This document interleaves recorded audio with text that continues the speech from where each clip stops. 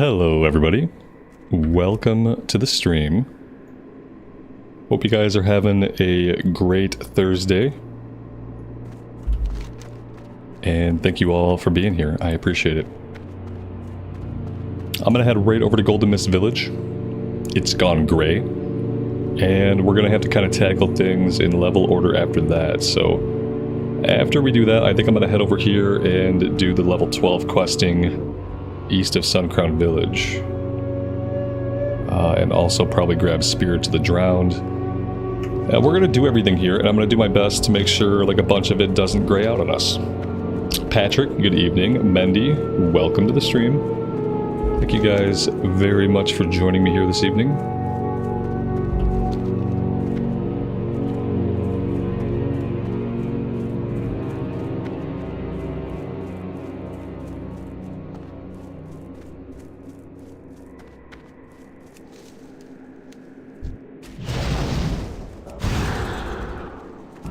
Get our water elemental out.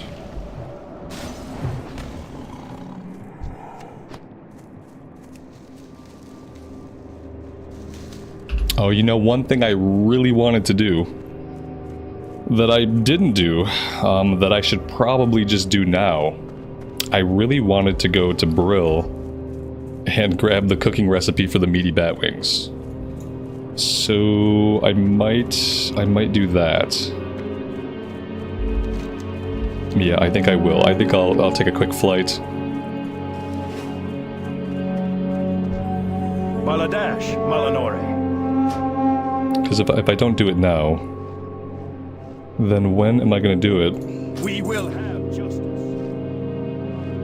Reno, Izzy, good evening guys, and welcome to the stream.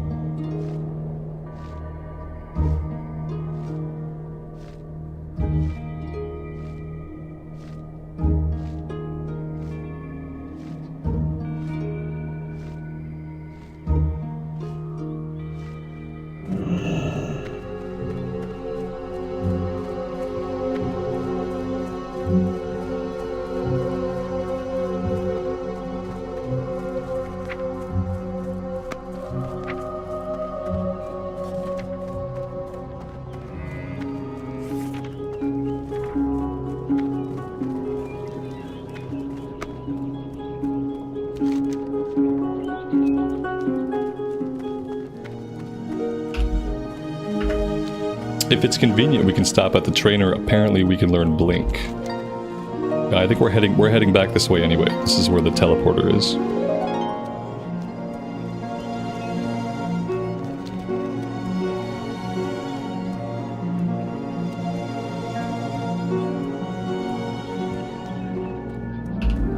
Wouldn't it be really cool if there was transmog anywhere besides Orgrimmar?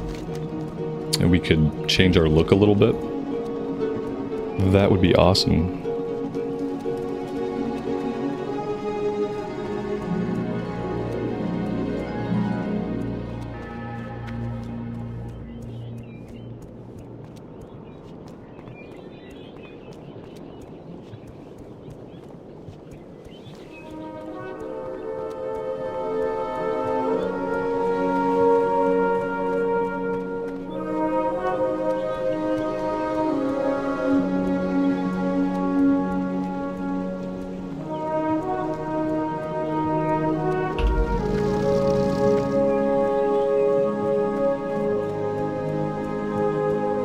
Talon, good evening, man.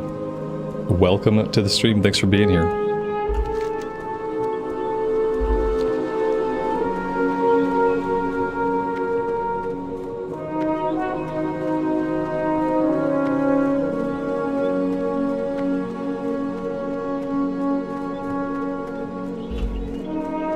Rome, welcome, buddy. Thanks for stopping by.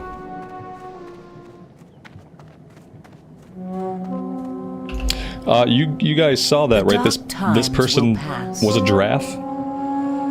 I mean, I walked in. I swear to God, I saw a giraffe. Okay, I see.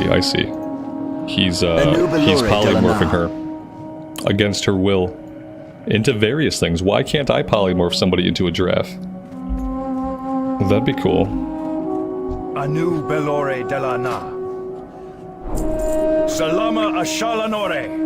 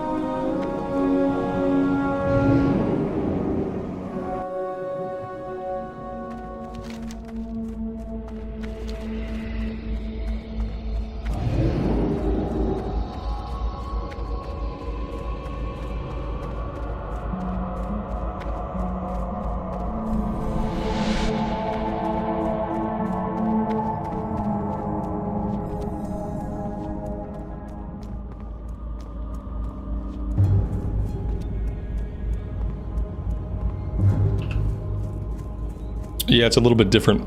6 p.m. start. 6 p.m. start may become the new normal start. Yep. That might be happening. It's not really ideally what I want, but it might be necessary.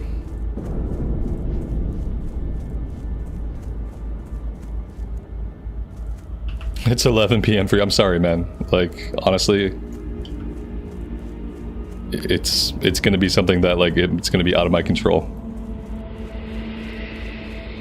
I would love to get on every day at like 9 or 10 o'clock and stream all day, but I don't think that's gonna be happening a lot in the future. So I'm looking for general goods. Oh my god, I just didn't expect all the changes. I'm looking for the meaty batwings recipe. Literally the only reason I'm here is because I had this crazy idea that there was a vendor here that would sell me the recipe for this. And in Classic Era, I know right where that vendor is at. I know the exact spot. But in Cataclysm, I really don't know. I mean, I guess I'm looking for the trade goods vendor or the general goods vendor. Lael, good evening, man. Thanks for being here. I haven't got all day. Maybe this person has it. Crisp batwings. Okay, here we go. This was the whole point of the trip. Yeah, that was the only reason I came here. Our time will come. Was to grab this. It's probably gonna be green. It is green. Okay. I don't know why I thought it would be like a little bit of a higher level, but I was, you know, we're picking up these meaty batwings, and I guess I just really wanted to be able to do that. Okay, I'm gonna hearth out of here. Unfortunately, we're set to Fairbreeze. The cool thing is they added a flight point to Fairbreeze, so we'll just hop a flight back to the Ghostlands and resume our regularly scheduled questing. Yeah, the old Brill was better Brill. It's cool that they kind of like built up the area and like made it their own. I just don't really know if I like the architecture they used or like the color palette they used or any of it. Yeah, I'm just not sure. I think like most zones with the Cataclysm, Brill, Silver Pine Forest, Hillsbred Foothills, all of those zones were better before the Cataclysm happened. The reckoning is... They focus, like especially Hillsbred Foothills, changed so much. It's you're kind of on like a conveyor belt through it. It just kind of like moves you from one place to the next down the road.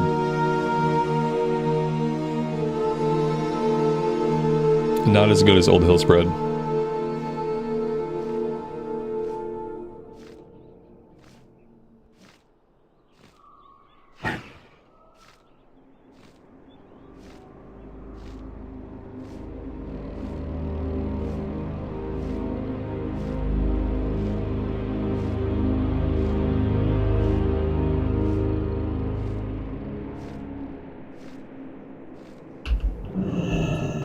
Yeah, Mulgore is nice. Tirisfal Glades was never a favorite of mine. I don't really like... I mean, it was better back then, but it's just a gloomy place. Glory to the Sindorai. But I used to like Hillspread. Time is of the essence.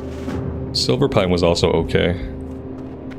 But now they're marginally worse. Victory lies ahead. So I'm just going to grab all these quests, and then we're just going to tackle things in level order. Lowest level to highest level.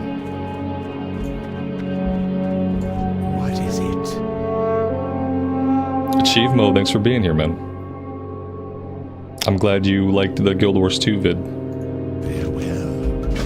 I'm gonna play some more Guild Wars 2. I'm gonna try to make it a daily upload in the morning time. What is it? Beware the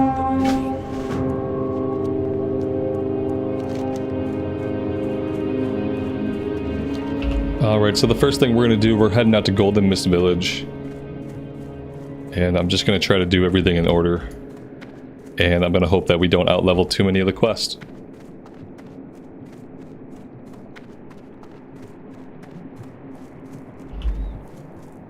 Yeah, I'm really digging the Mesmer class in Guild Wars 2.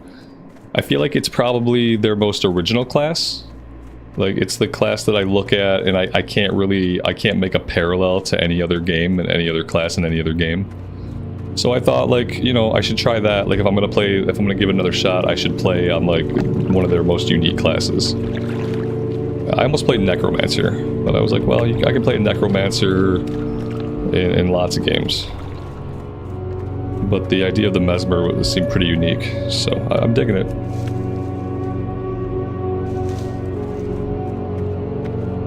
I've always liked the vibe of Guild Wars 2, just kind of like open world exploration questing. They have a really good questing system.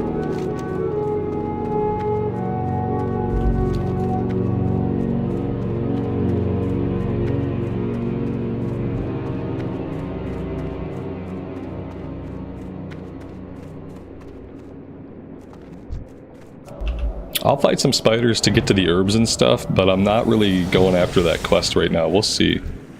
Yeah, we have a cooking quest for crunchy spider legs, but it's level 15. So realistically, I don't really want to be targeting that right now. But I will clear my way to herbs.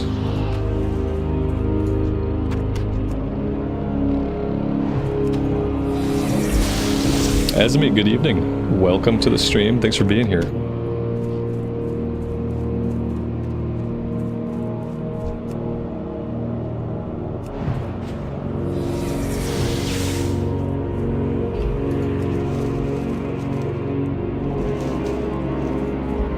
Something interesting I found out about Guild Wars 2 Endgame today, somebody told me in a comment.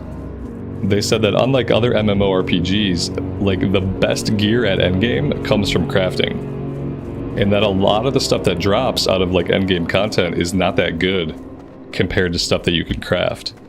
And so the consensus was, like, craft early, craft often. So now I need to figure out, like, what I need, like, what profession I need to craft gear for myself. And I need to get on that, and that's kind of interesting. It's an interesting way of handling it. It's very different than any other MMORPG that I'm aware of. But yeah, I'm gonna max this character out, you know, and I'm gonna see, like, I don't know how much endgame I'll experience in Guild Wars 2. I will do as much as I can, just to see what it's about. But yeah, we'll definitely get to max level and just have a look. It would have to be something really special to, like, it's never going to take the place of Mythic Plus, you know what I mean? It's never going to be anything to take the place of Mythic Plus, but it could be intriguing anyway.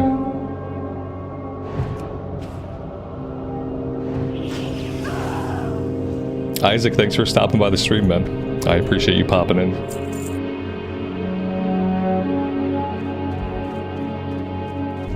Yeah, Guild Wars 2 also, it really fits the kind of like vibe I go for when it comes to questing.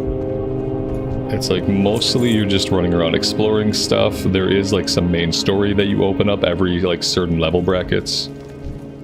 And there's just enough like context to the things you're doing in the world to make it interesting still. But I love having all like the different objectives on each map and trying to go for like full completion of the map.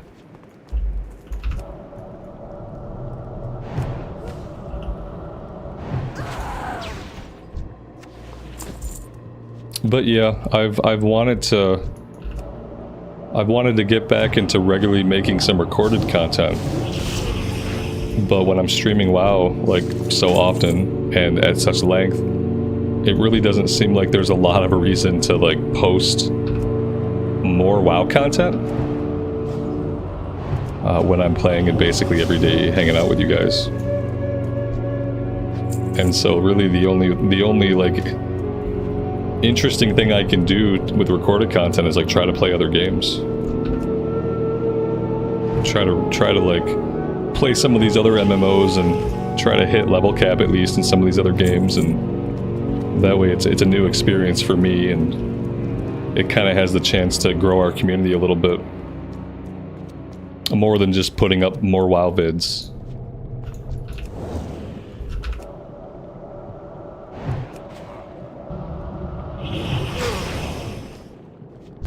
Record the streams and edit them. Yeah, some people do that. That's not really what I like to do.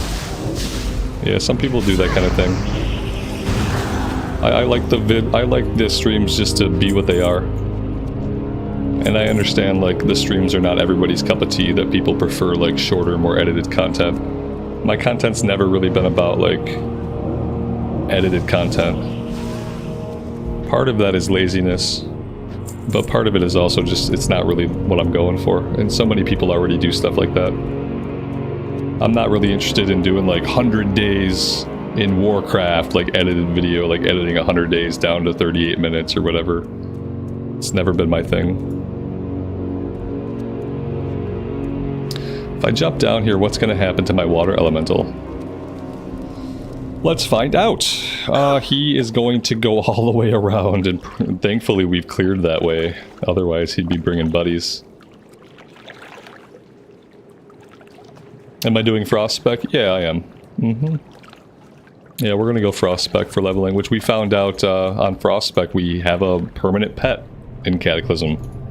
I don't think we have a permanent pet in like any other version of the game. Pretty sure by mop they get rid of it and turn it back into like a short cooldown type of deal.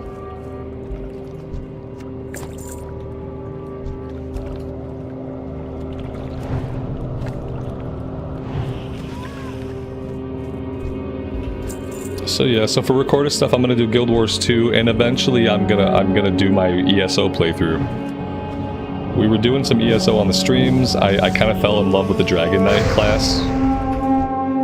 And I finally figured out like how I want to approach ESO. I want to play it all like chronologically, starting with the Cold Harbor story, starting with like the racial story or the faction story. Like I want to do everything chronologically. But I'm just kind of biding my time for that one. I think I'm going to hit max level in Guild Wars 2 first. And then I'm going to fire up just a recorded Dragon Knight playthrough in ESO.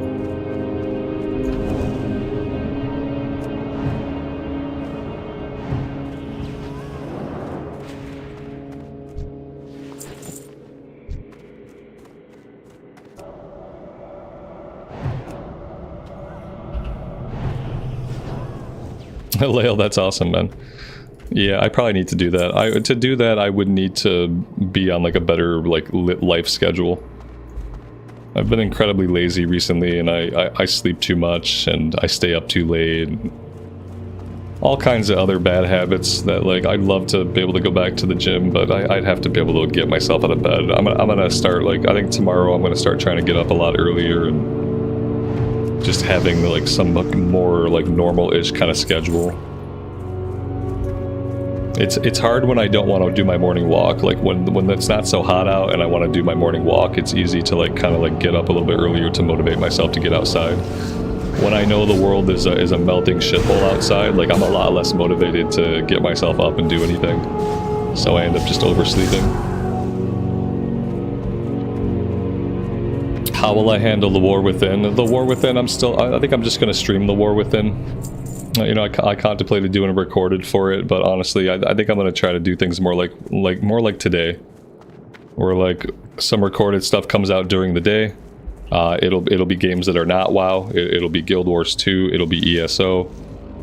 It'll be whatever I'm interested in, and then in the evening time, you know, then we're gonna stream WoW.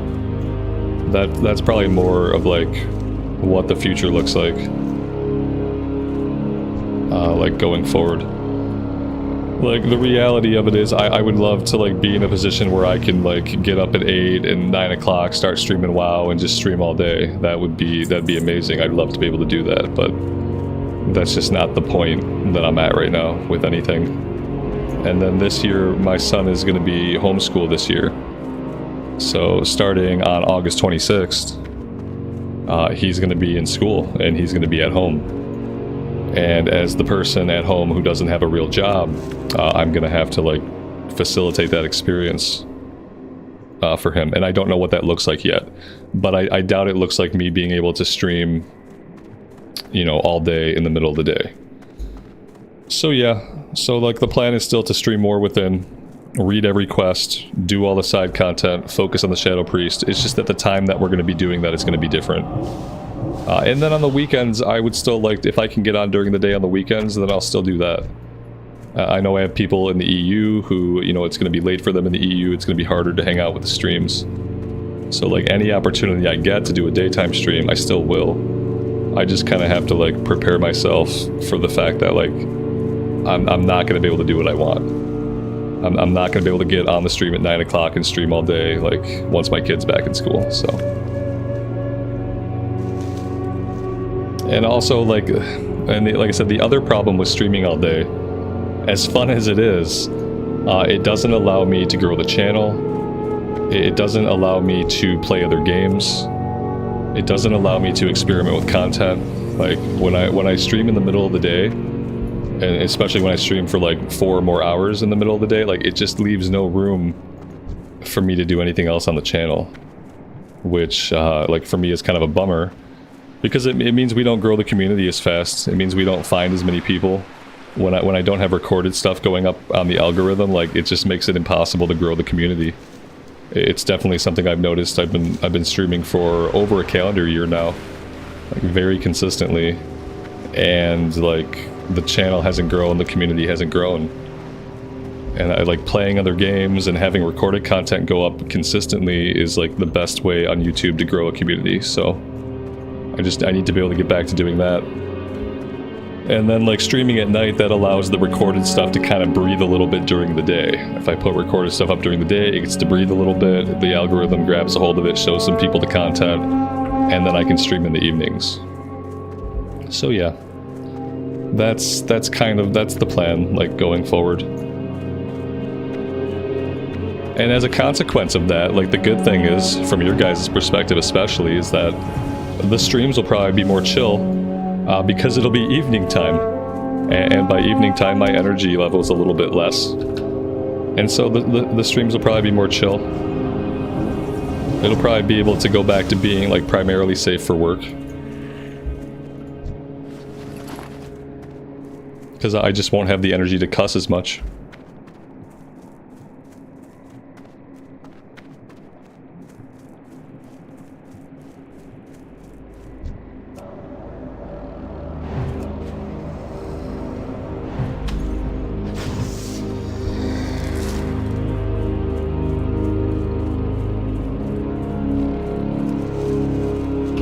We can do this one too. We can do the mana essence. It's level 12. But then I gotta get back because we have to head out this way. We have low level stuff out here to the east that has to get done. Preferably like before we ding again. If we ding again, then it's probably gonna go gray.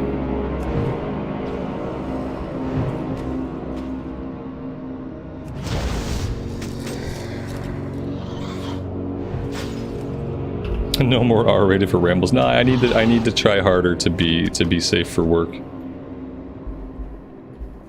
Because there are so many places on the internet that are not already like safe for work.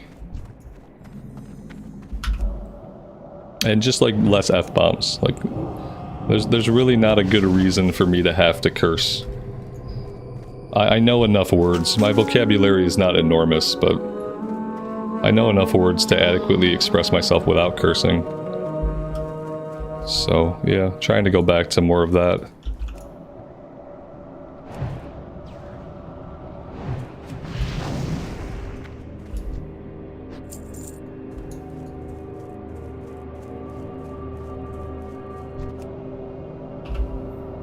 Tim, good evening, buddy. Welcome to the stream. Thanks for being here.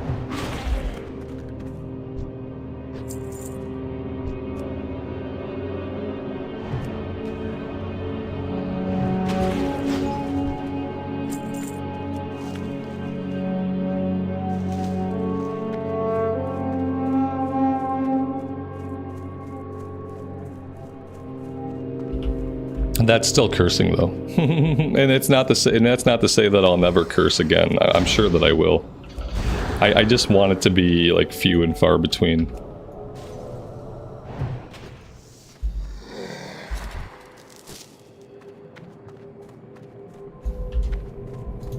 So I feel like I started off as a lot more like just like safe to work and chill, and then kind of got away from that a bit too much.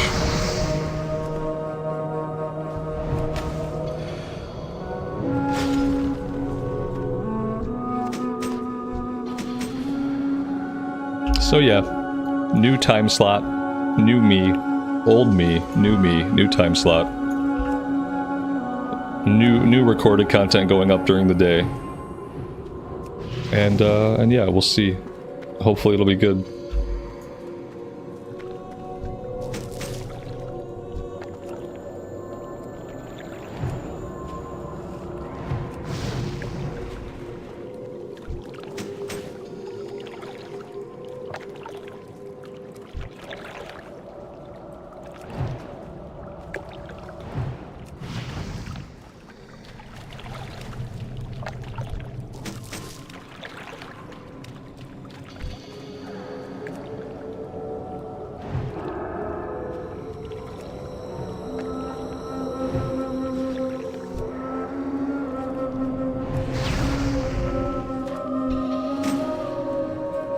Alright, that's 8 out of 8. Yeah, let's head back with what we have.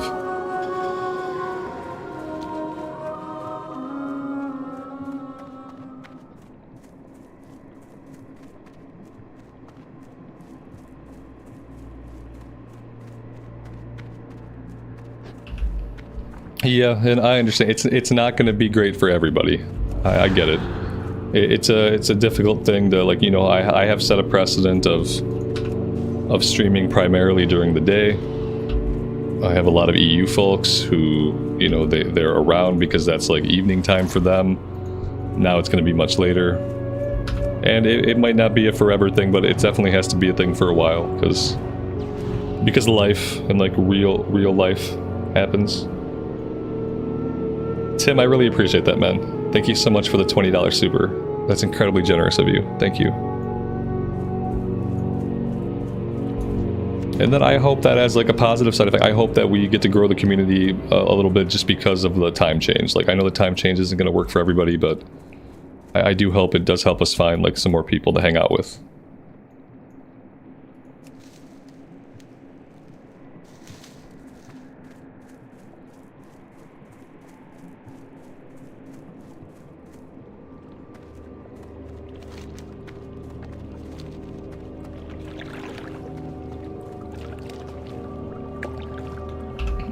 What time zone am I in? I'm in Eastern time. United States Eastern time.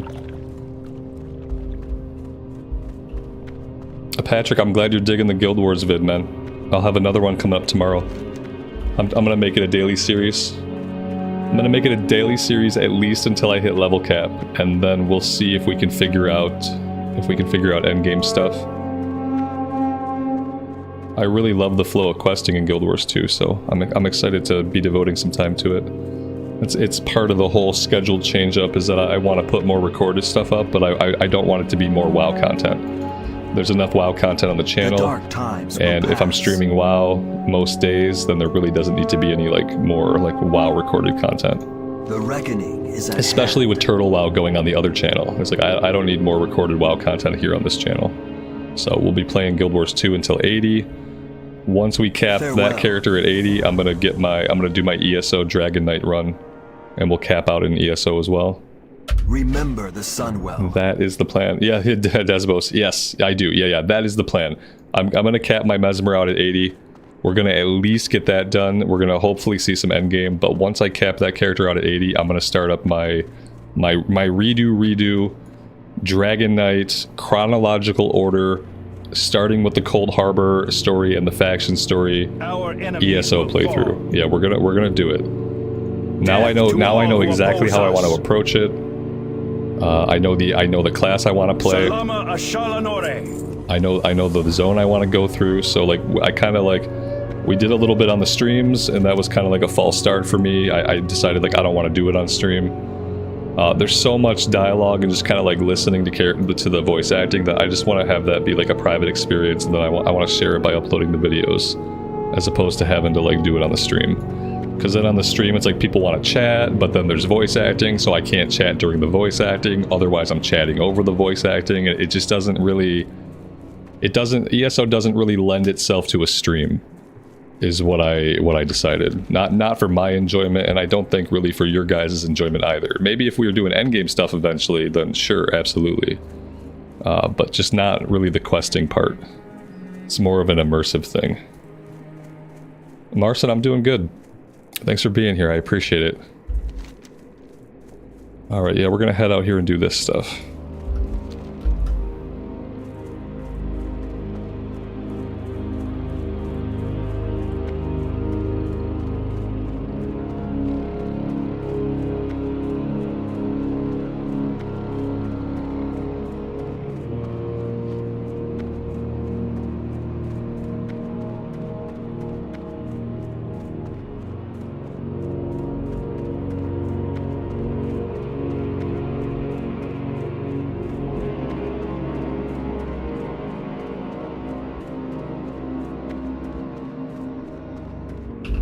I don't have the heirloom staff, no. It was all the justice points I had to make sure I could get the shoulders and the chest. I don't really worry too much about the weapons. Primarily, I want the stuff that gives an XP bonus, and the staff doesn't give an XP bonus. Eventually, I'd love to just have all the heirlooms, but I do tend to prioritize getting the pieces that give XP first. And once I have all the basic types of shoulders and chest, then I will go back and probably get some of the weapons.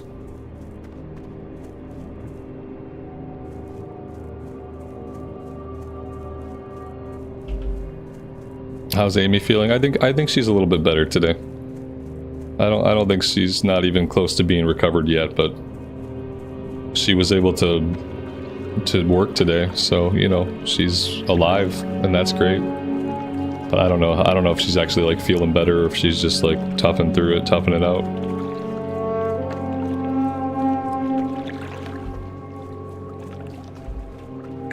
Lael, I've been digging Turtle WoW. Yeah, I played more tonight. I'm gonna have another video going up tomorrow. I think I'm trying to settle into like an every other day with Turtle WoW, Yes. and just see how that feels for a little while. Time is of the essence.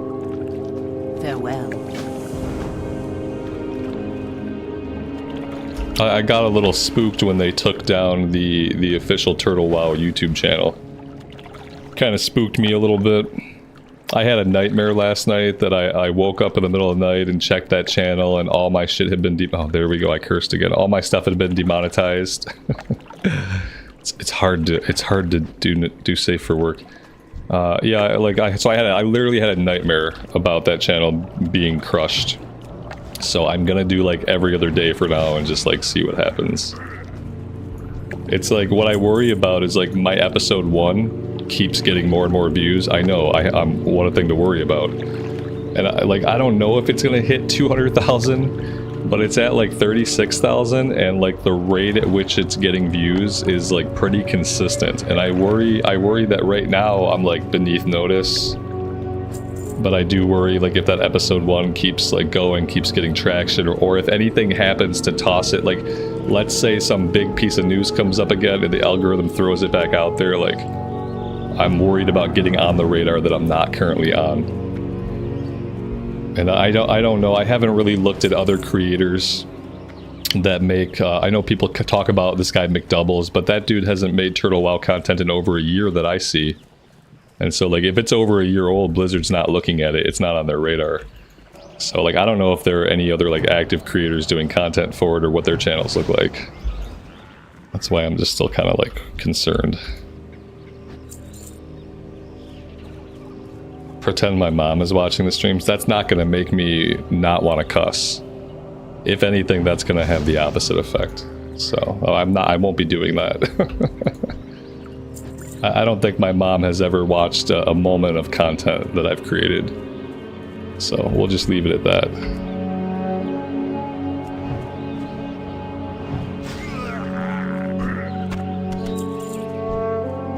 Troll ear. At least they string together nicely.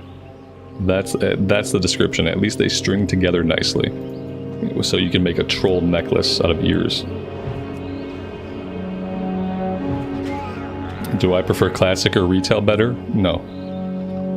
I'm not sure. I'm not sure how else to answer. No, they're different games. I don't prefer one over the other. To me, Modern WoW and Classic WoW are different games, and I enjoy them both for different reasons. So they're just totally different. I don't have a preference. We just enjoy them in different ways. Like in Modern WoW, I love doing Mythic Plus. For me, like, Modern WoW is all about, like, endgame progression. Mythic Plus, we're going to be doing delves. We're going to try to do at least some normal raiding. Like, we're going to try some rated, solo rated battlegrounds. We're going to try some of that. And so for, like, Modern WoW, it's like, I love the endgame. And then obviously Classic is more about just leveling up the character. And, like, now that we're in Cataclysm, you know, we're going to try to raid on this character, but it's not a replacement for Mythic Plus.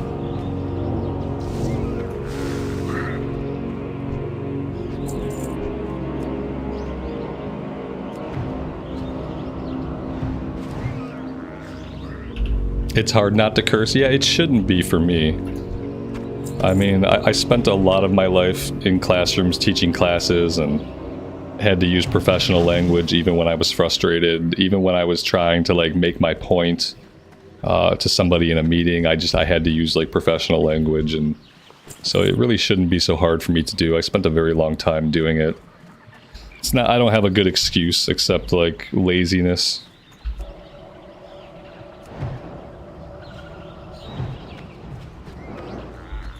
But I'm gonna try to do better.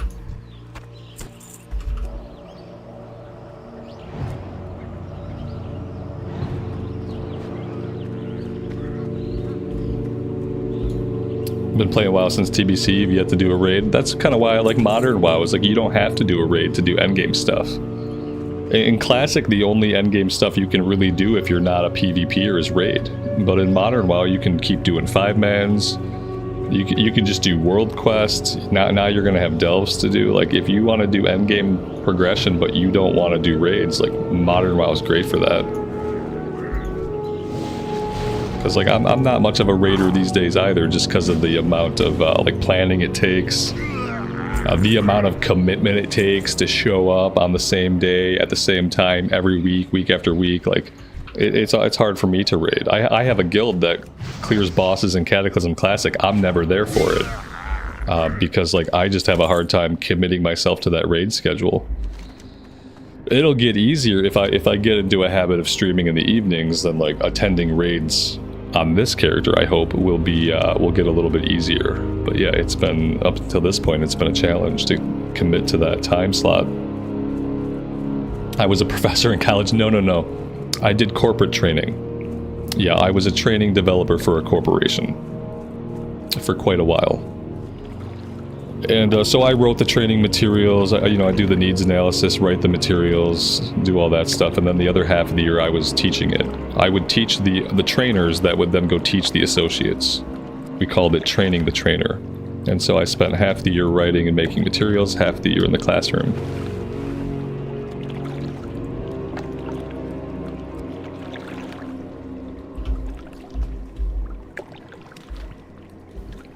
Layla, I appreciate you lurking, man. Thanks for being here. Anu Belore Delanar, hold your head high. Alright, so while we're here, let's go grab this level 12 quest, and then I think there's like one more low-level quest somewhere down this way. Let's do all the level 12 stuff while we're out here, and we'll leave everything of a higher level alone.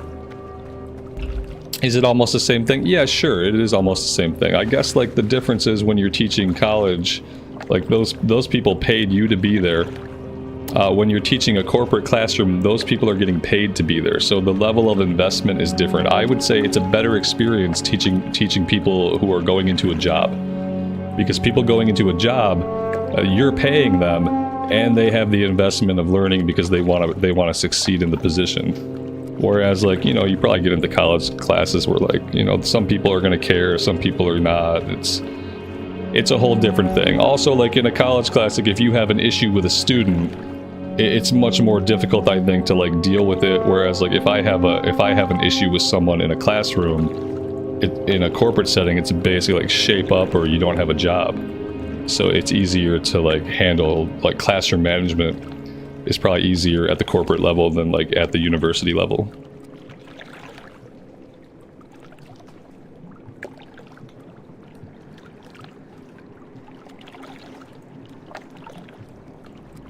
State your business. We will have justice.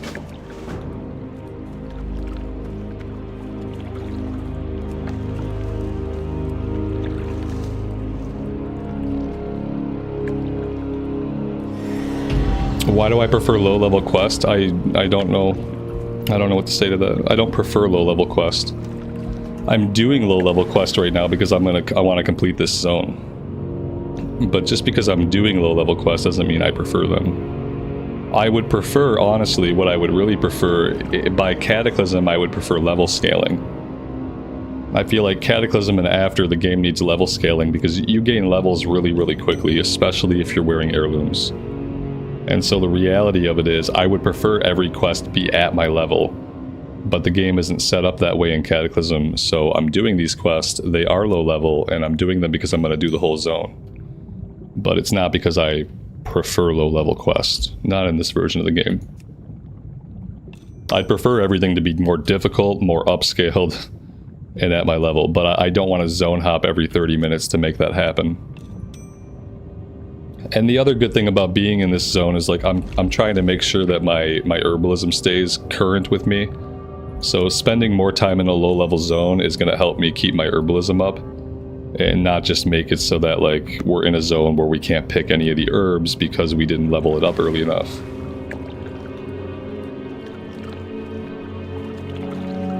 Is Cataclysm good?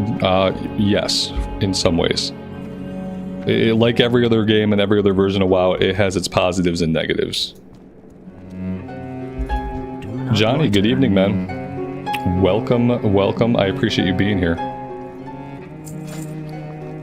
I could probably sell some stuff.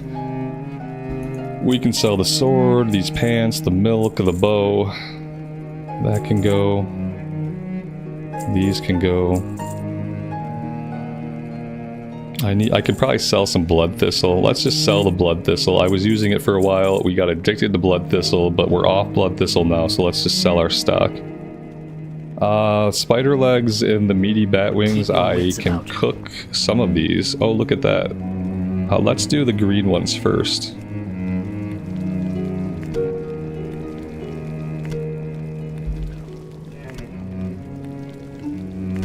Yeah, Johnny, I hope it's a good time for you, man. This is, you're looking at what's probably the new time slot, like, going forward.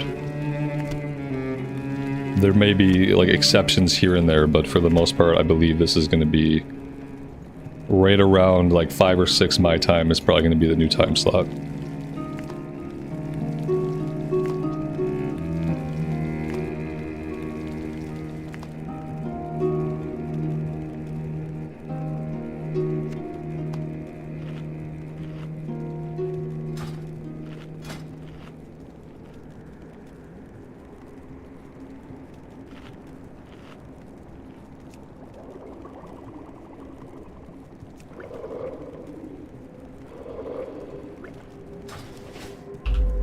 I'm gonna grab the quest here, but I'm not. We're not gonna necessarily work on them right now. But I think I'm gonna grab everything just to have it. We should have room in the log to do that. We will have justice. A lot of it we're not gonna do till later. All times work for you. Fair, unless it's Costco day. Fair enough, man. Fair enough. Anaria Shola. Death Spirits of the Drowned. This is the one that we're gonna work on. Anu Belore Delana. I guess we take the We will have gloves. justice.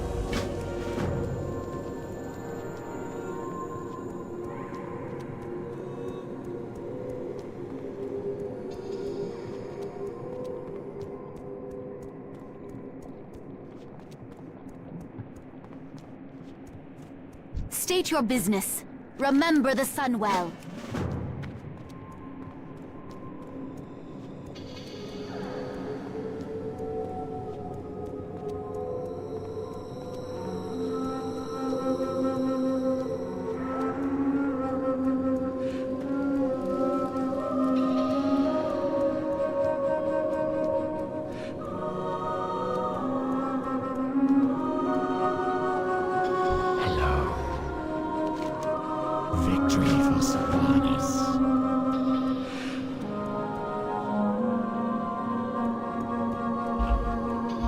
The Shikozu, I don't know what you're talking about, man. Nobody here plays on a private server, so I don't know what you mean. You must have saw somebody else who looked like me. Shh, shh, shh. Yes, I did. That episode will go up tomorrow. I'm trying to do every other day with Turtle WoW. Until and unless I get convinced that that channel's not going to be nuked from orbit at some point.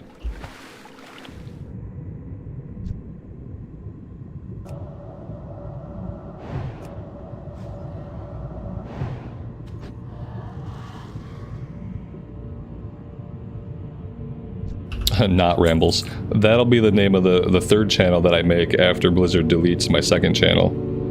I'll just name it Not Rambles. And then on my little icon, to make sure they know it's not me, I'll add some hair to my channel icon on that channel. It'll be the same icon, but I'll add like some hair to it. And that way they'll know that it's not me. They'll be like, this looks nothing like Rambles. It can't be him. Look, it even says Not Rambles.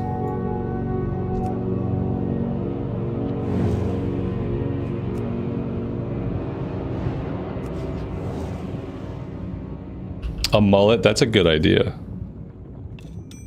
That is a really good idea. I wish I could grow a mullet in real life. Unfortunately, those days are over. I had a mullet when I was in like 7th or 8th grade. I actually have a school photo where I have a mullet.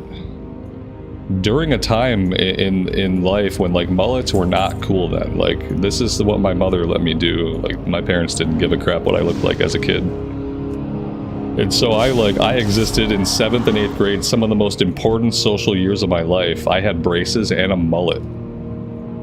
And not even like an awesome mullet.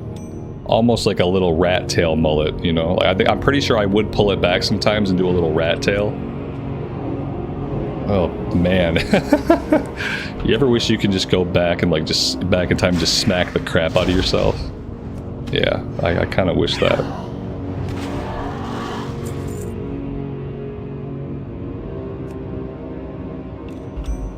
Change the glasses to aviators. The glasses I was wearing were, like, big like that. They were big, but they weren't sunglasses, so it doesn't look cool. If they had been sunglasses, then maybe it would have been okay. We all had mullets at one point. maybe. But a lot of people had mullets when that was actually like a more acceptable hairstyle. Like, you can have a mullet today. If you had a mullet today, it would be more acceptable and you'd get made fun of less than the time in which I had a mullet. And like, I didn't know why I was getting made fun of. It just like, that was my hair. I had a mullet. Like, no one told me it was not cool. So like, of course it must be okay. But no, it wasn't okay. Not at all.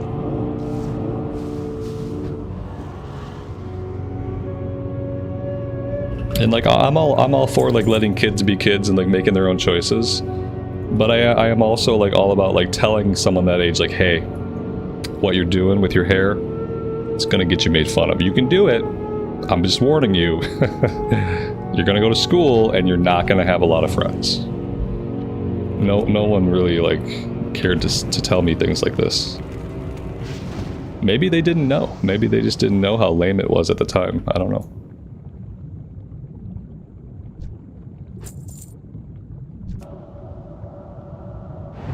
A mullet's still better than the bowl cuts. I had a bowl cut at one point too. Like after the mullet, I immediately had a bowl cut. It was bad. Like it was bad. Like the best thing that ever happened to my hair was when I just started to shave it off. In my whole life, like I've just made one bad hair decision after the next until finally it got to a point where like I just got rid of it.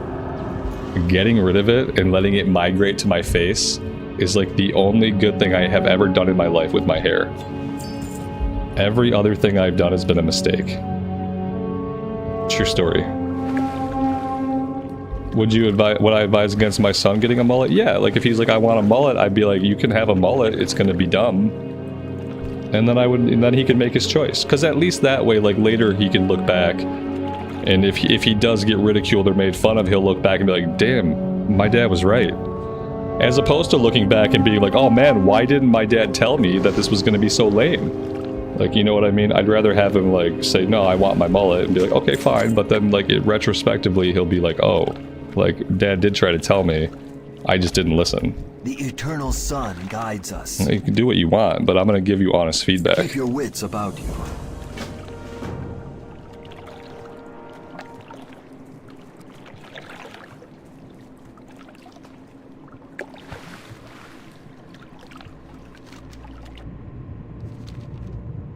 It's good parenting. I mean, probably not. I'm basically a useless parent, but I will give honest feedback if I think something is stupid or silly. I'm not going to stop him from making those choices, but I am going to provide feedback.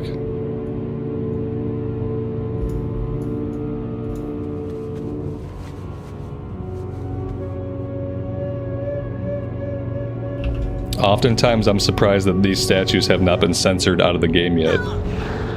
Like, with everything else they've censored, I'm just, like, waiting for the day we see an Azara statue and it's just, like, completely covered up. That day is probably coming.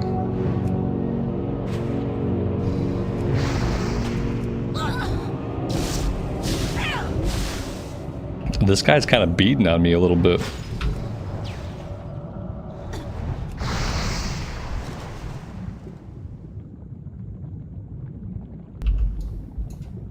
Tresnor, good evening, buddy. Welcome to the stream. Thanks for stopping by. Oh yeah, we've got like infinite breath. In classic era, we'd have been dead for sure.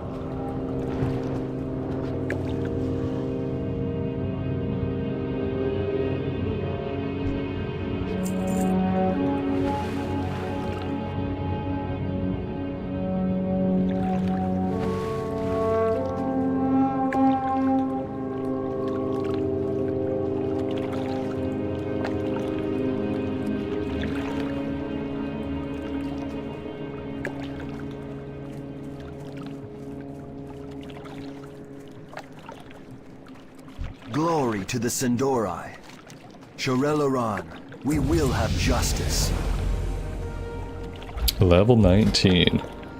I have a talent point. That is gonna go... Shatter multiplies the critical strike chance of all of your spells against frozen targets. I mean, I'm killing stuff so quickly, this doesn't really matter as much. At the same time, eventually I'm gonna want it. I guess I just go into it for now. I'm kind of like splitting some of my points here, but that's okay. It's not like super impactful on us while we're leveling up.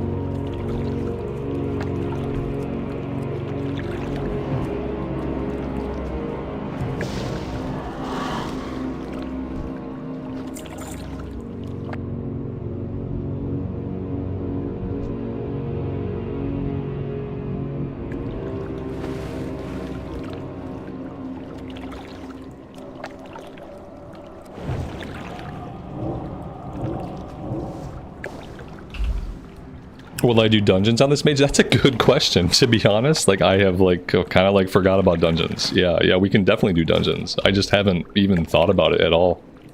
I don't know why. Yeah, we will. I think, like, as long as we don't have any, like, currently great quests, we should be fine. Like, ultimately, we'll probably out-level some quests. But, like, eventually I'll be okay with zone hopping, but I want to spend as much time in these areas as I can before I venture out into the remade Cataclysm zones. So, like, eventually I'll be fine, like, leaving a zone if we're under level for it. But I'm trying to put off Cataclysm zones for as long as I can, and then I kind of have to decide, like, where I want to go. Because I really didn't like Silver Pine and Hillsbrad, so I might just go do the Barrens again. Because the Barrens was more enjoyable for me.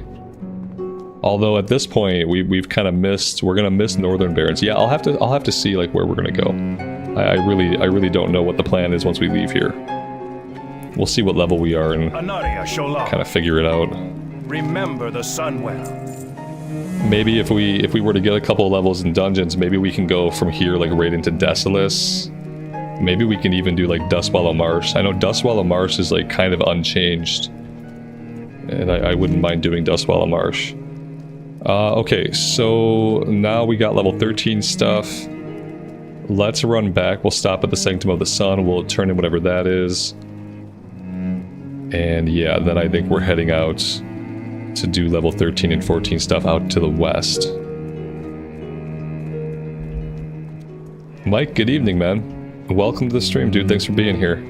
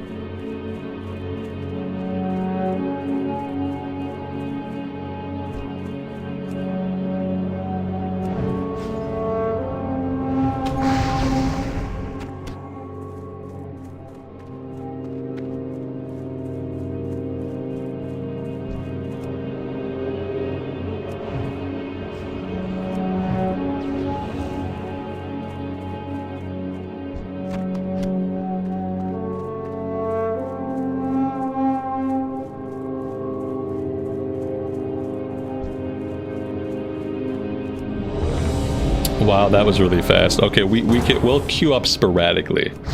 We will not be riding in the queue because I don't want to just level grind or just dungeon grind. I mean, when we're no longer in Ghostlands, then I would be more prone to do more dungeons. But I do want to, like, quest through Ghostlands. Apparently we get like 2-minute queues as DPS, huh? I guess Cataclysm must really be popping off right now. If we're getting like queues that quickly as a DPS spec, then that's really impressive.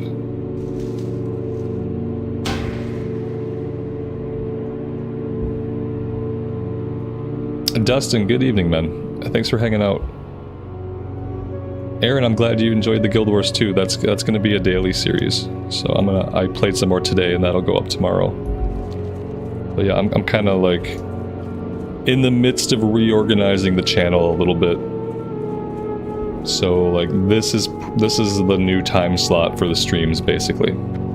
Unless it's a weekend, and then on a weekend, if I do stream on a weekend day, then that could be a stream that happens earlier in the day. There will probably be one-offs where maybe I'll stream in the day, like on a one-off. But this is what we're looking at. And then the good thing about this time slot, even though it's not ideal for most people, it's not really what I would do if I could do anything. But the good thing about it is it frees up the daytime for some recorded stuff that's like not WoW content. It frees me up to do Guild Wars 2, get that character to 80. It frees me up to actually go do our ESO run. Like eventually we're going to go back, we're going to do the Dragon Knight. And that way, like, the videos that are put out during the middle of the day, they have time to breathe a little bit on the algorithm, and then I can stream in the evenings. So ultimately, I think it's going to be a good thing for the channel, even though I think there are going to be some growing pains. May the eternal sun shine. Stronghold for the Horde. Strength. Kata is bis. I think for a lot of people it is. I also think what happened was, like, I think a lot of people came to Kata when they got tired of waiting for SOD Phase 4. And I think a lot of people who got tired of waiting for SOD Phase 4 got into Kata, got super invested in Kata, and then stayed in Kata. And then maybe they dabbled in SOD Phase 4, but primarily they main Kata now.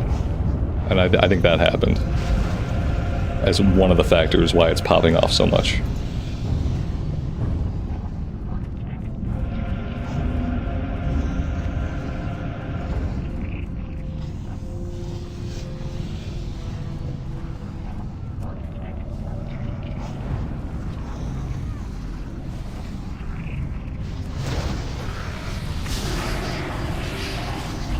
Do I have, like, Arcane Explosion? No. Currently, I don't have any AoE. Interesting. Arcane Explosion is level 22. We could have learned Cone of Cold. Cone of Cold would have been an AoE. That could have been helpful here.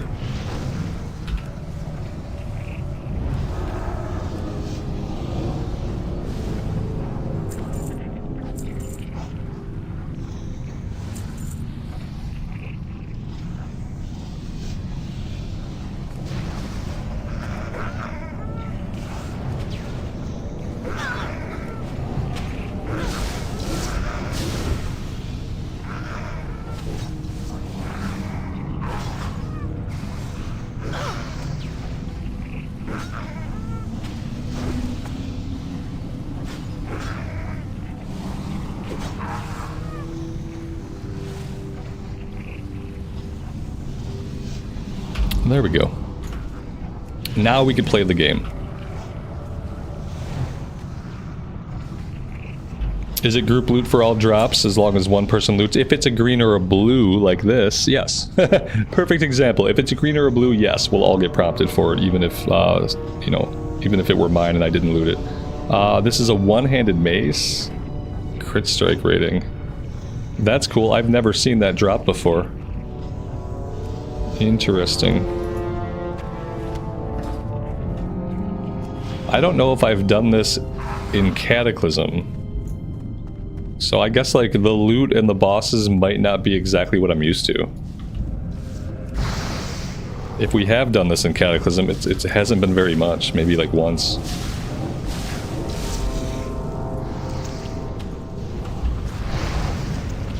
Bossy, other versions will be here when you're done, man. Yeah, whenever you're done with Phase 4 SOD, like, it'll be here waiting. We're getting the Zandalari dungeons in Cataclysm on the 30th, so a little bit of a patch for Kata. Some new content. A couple new 5-mans. I don't know if there's a raid associated with that patch or not, or if it's just the new 5-man content actually.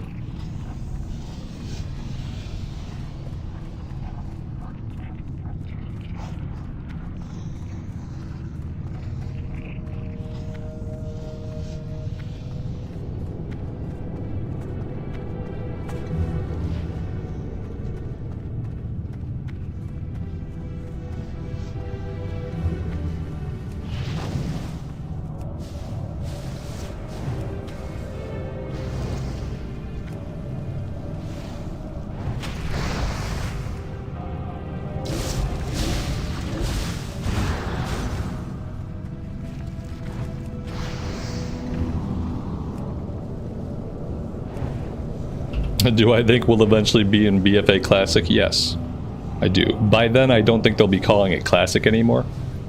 I think they'll either have just rebranded it as like as progression servers, which is basically what we're already doing, you know. It's like it's an 8-month cycle now of like progression server. I don't think we'll be calling it Classic, but yeah, I think they will. I think they'll re-release everything eventually. I think Mista Pandaria will probably be the last time that we see it referred to as Classic, though. I'm hoping. I think they should have stopped with Cataclysm and they should have gone with Reforged. But if we see the Classic moniker continue, it won't last till after. It won't last after MoP. They'll have to rebrand it as something else. I like Reforged. Other people don't like it because they made one game called Reforged that wasn't good. But I think it's a good way to take that word back. That's their word. Reforged has always been associated with Warcraft. And I think if they do a Reforged and they make it good, like if they do MoP Reforged and people enjoy it, then look, you got your word back. You can take it back. So I think Reforged is a good idea.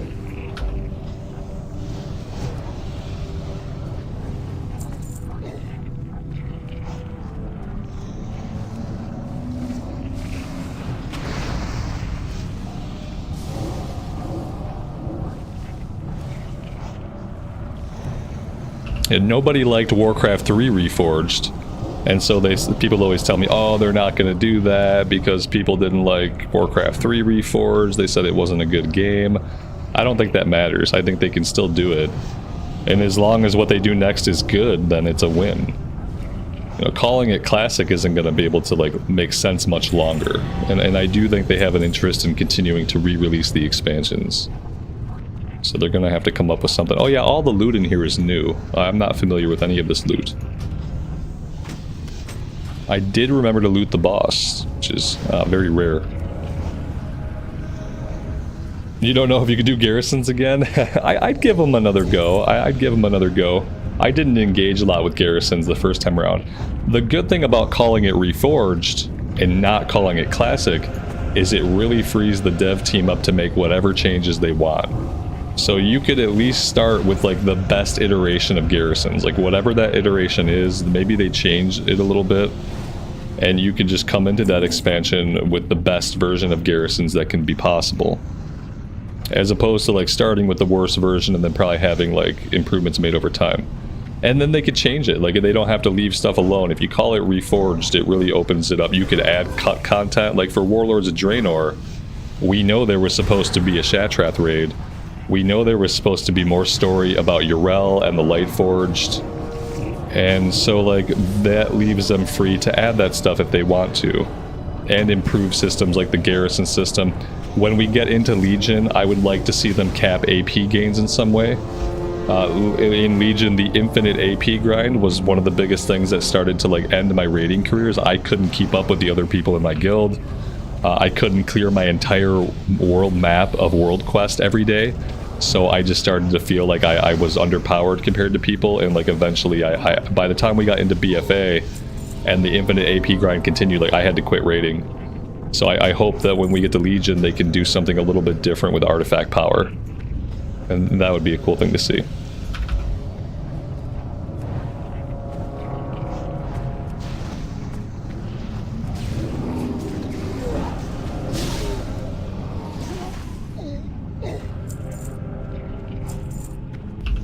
Guild garrisons would be cool.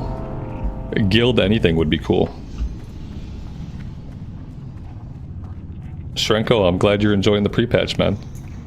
That's awesome. Yeah, it's probably really good for people that are, if you're a cosmetics collector, then warbands is like amazing for you. And just the changes they made to how transmog works is really amazing too. Legion remix, I think they like remix and reforged are separate things. Like just how like classic and reforged or classic and remix are different things. Like we got Mista Pandaria remix, but we are most certainly also getting Mista Pandaria classic. And so I think they can be different things. I do think they'll probably try to do another remix someday. I hope they make quite a few changes to how it works. Like they need to get rid of the idea of gems. I would like to have a remix where I'm just wearing full heirloom gear, and like all of my heirloom gear kind of levels up with me.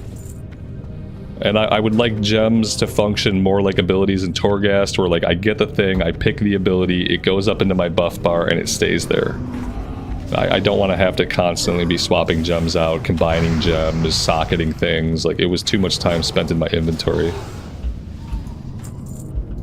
So yeah, I hope they give a remix another go, but that they substantially change the formula up.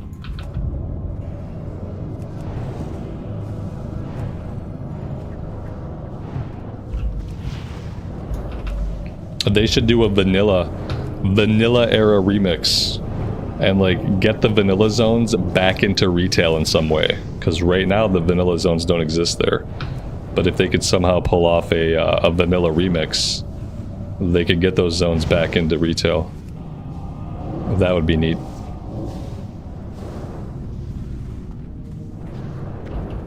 Did they rework skills in Cataclysm? Oh yeah, lots of all the classes changed substantially from basically from expansion to expansion. The classes always changed substantially, but Cataclysm had like very big overhauls.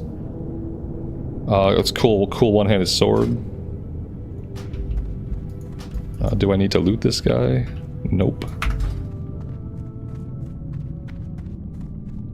Was that the last guy? That was apparently the last guy. I need to teleport out and teleport back in. I don't think I completed all of the quests, but I may have completed some of them. So let's see what we managed to get done. We got at least one of them done, so that's good.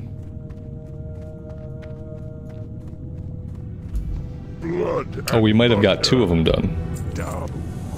Yeah, we did. I will take this for transmog. Go forth to victory. That's okay looking. And we hit level 20, which is kind of a bummer because it probably means that we have out-leveled some questing. Let's leave the group. And let's see where we stand here.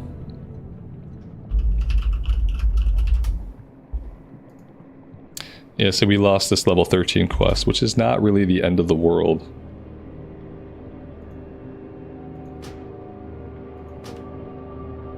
I could go get my mount now. That's a good idea. In fact, I think I will do that. Yeah, let's head back. We were on our way back to town anyway. Let's make a stop at the Sanctum of the Sun. And then I will fly back to Silvermoon and we'll go get our mounts. Actually, do I even need to do the training anymore? Yeah, I need the training. Okay, yeah, sometimes I get confused between like Modern WoW and Cataclysm sometimes, like what we need to do, what we don't need to do. I have plenty of mounts, but we do have to go purchase the training.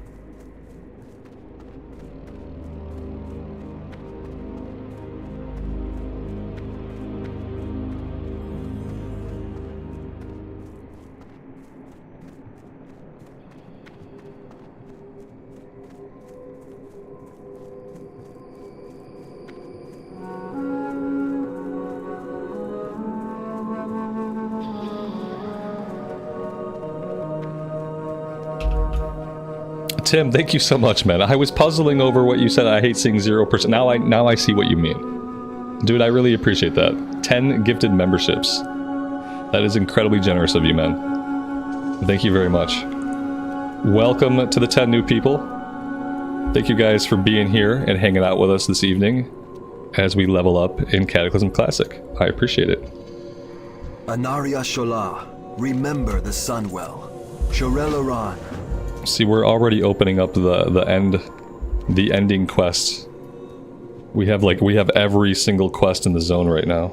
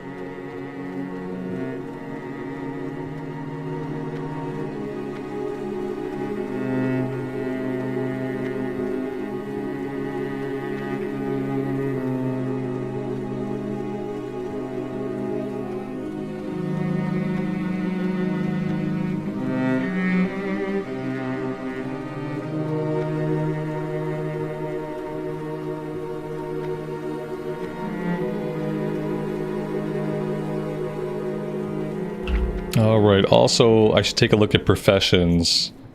How many herbs do I have? I have some herbs, but I don't have his inventory space. Okay, so let's clear out the inventory. I want to do a little bit of alchemy if I can.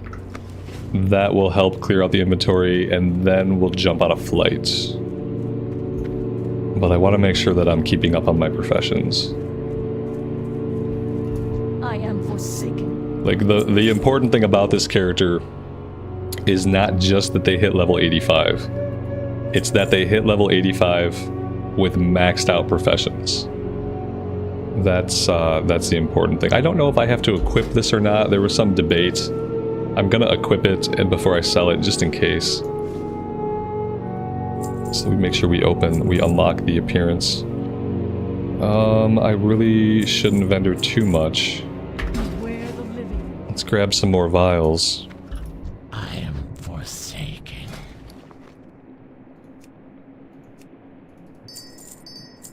I'm gonna need to send myself some bags.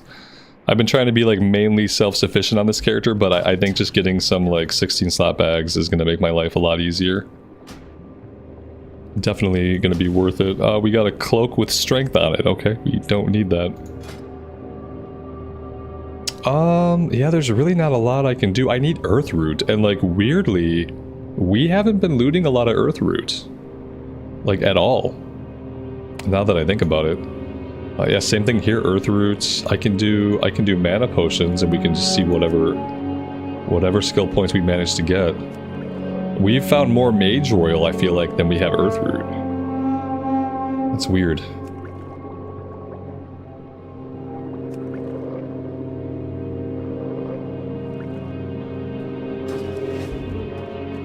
Alright, I'm gonna put myself on a flight.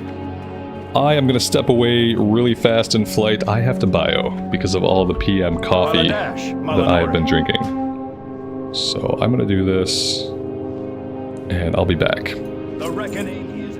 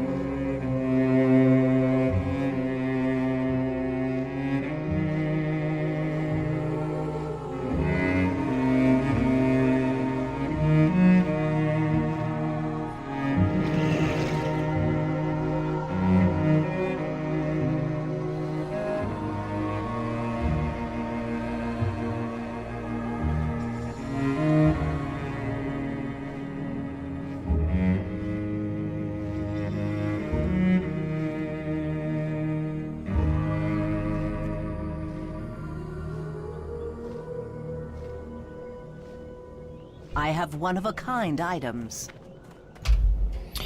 It could be there's just not a lot of earth roots in Eversong. Like, we've seen some of it, but we haven't seen very much. Okay, so, yeah, right here. The one place on the map that I have not uncovered is definitely where the mount trainer's at.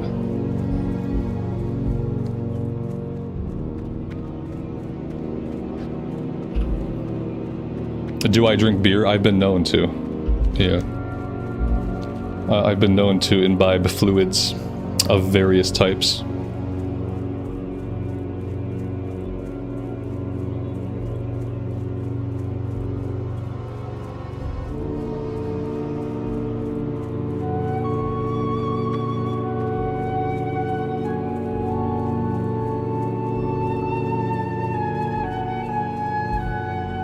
Oh yeah, why did we think mount? Oh wait, why did we think mount? I thought mount too, and a lot of people thought mount. But no, we hit 19. I could have swore the pop-up said 20. But no, we hit 19.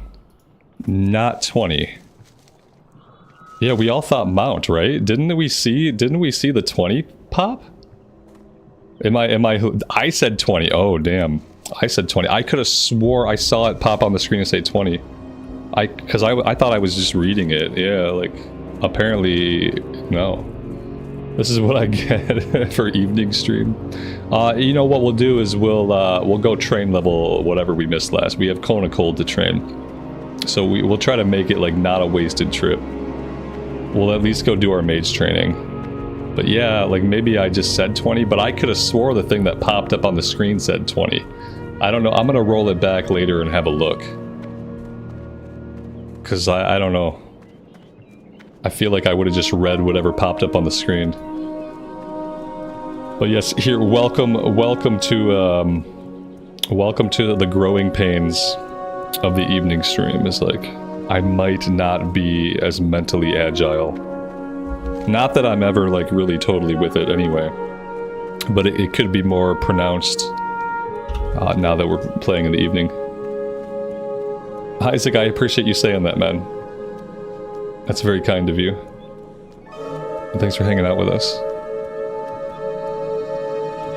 You went back and looked and it said what? It said that we hit 20? It did say 20? Yeah, I thought so too.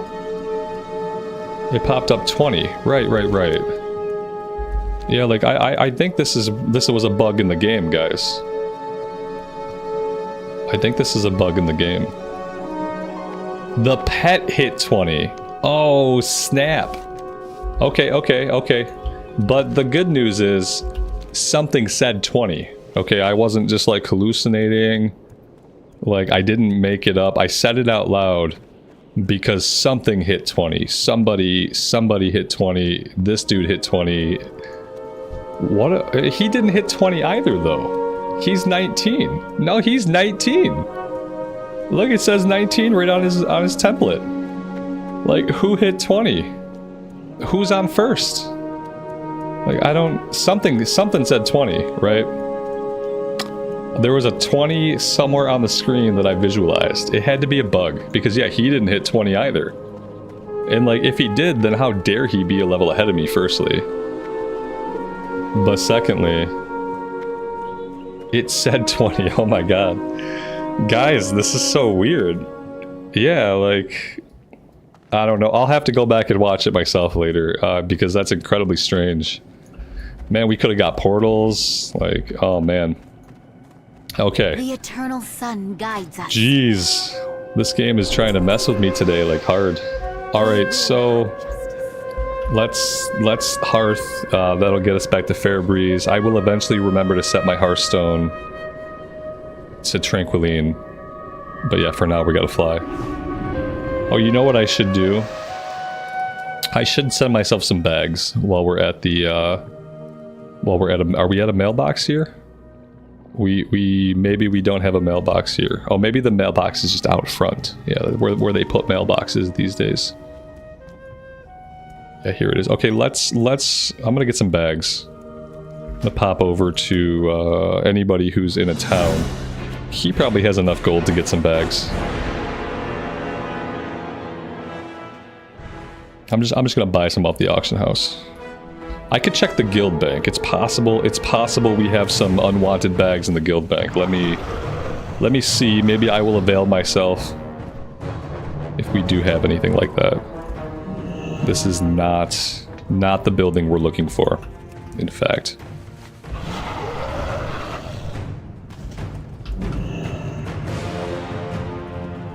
It did say somebody hit 20. Yeah, but the problem is that like the water elemental is actually still level 19. That's the problem. Yeah. I'm gonna avail myself of some of these bags. Actually, I hope nobody minds. Alright, they're going for a good cause.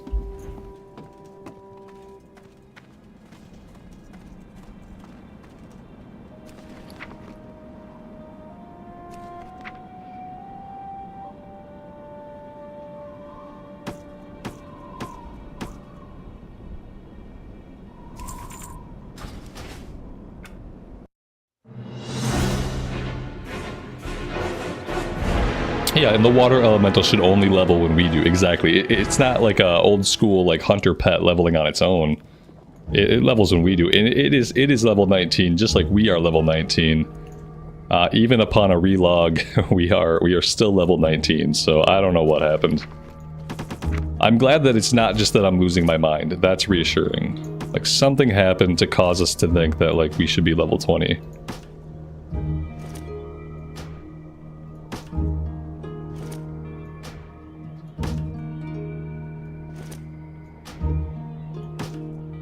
Alright, there we go. That's going to be a lot better for us.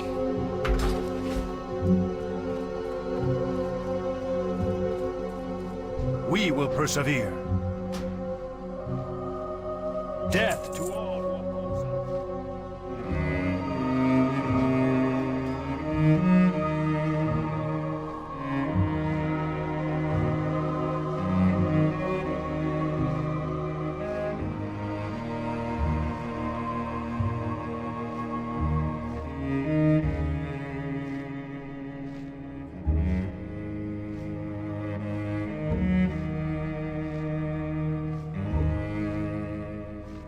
I will set the Hearthstone this time, yeah, so we can stop hanging out at Fairbreeze Village.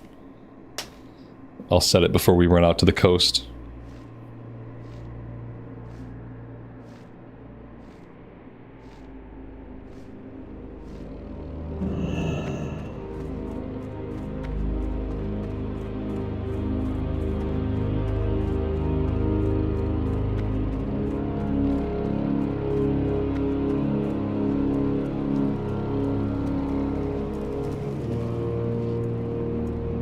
Your gold is welcome here. Shorel Aran.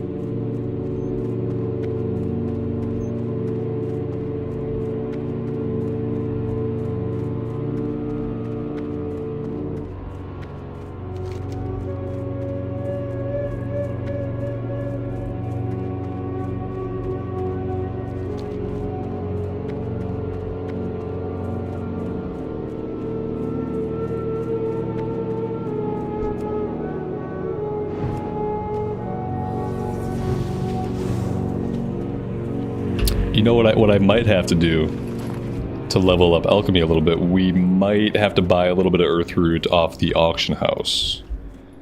I don't really want to use the auction house too much, but just because we have found so very little here, we may have to subsidize like a little bit with gold. So we will see how that goes. Tim, thanks so much, man. I appreciate that. You've been very generous today. The Dead Scar has a lot of earth roots? Maybe. We can definitely check. We can definitely check. Like, let's see. Oh yeah, look at that. There's earth root, all right, but can I get to it? Maybe if I go around this way. Possibly. Somewhere there must be passable terrain somewhere. Maybe I have to go. Dude, Tim, are you crazy? Are you? I think did you put the decimal in the wrong spot, man? That's an incredible amount of support, brother. Like, that's crazy. I don't even know what to say except thank you so much, dude. I don't know if you got the decimal in the wrong spot, but I really appreciate your generosity. Thank you. I think that's the goal met. I think that's the week goal. Yeah, the week's goal. That's it right there. Thank you, man. I'm speechless, which doesn't happen to me a lot.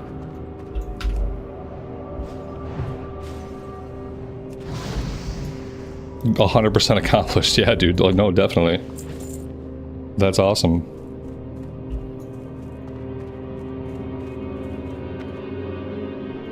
If only I could find this earth root.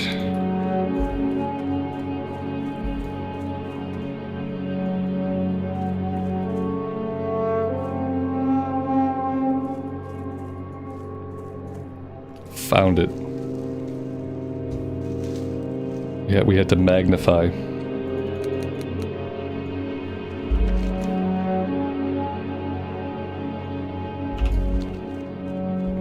I think at this point I'm just gonna kind of go after like everything we can out here, and just start clearing some of these quests up. And then as long as we don't gain too many levels from like pure kill XP, we should be okay.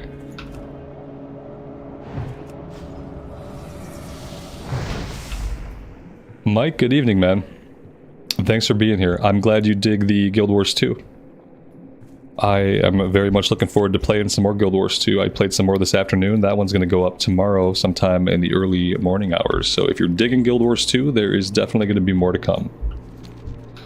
Definitely more to come. And then like the daytime is going to be the time when I can drop some videos that will be like Guild Wars 2 right now. In the future, we'll revisit ESO. And then the streams are moving into this time slot. And ultimately, I think it's going to be a good thing. Just be a little bit of growing pains, though. Guild Wars 2? Yeah, Shrenko, I put up a Guild Wars 2 episode 1 today on a Mesmer. And I'm really digging it. I really like the class. It's super unique. It doesn't remind me of like any other classes in any other games that I've played. It's a really unique class. It seems really fun, and I'm digging it. So yeah, that's going to continue as a recorded series, at least until we hit level cap. I'll check out endgame, you know, we'll see what endgame is like, but primarily I just want to make sure that we get all the way to 80 on the tune. And then we'll kind of go from there. By then, maybe I'll have learned how to play a little bit, and I can figure out like what else we can do in the game.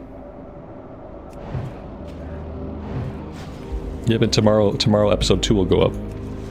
And I'm going to be putting that one up daily as much as I can.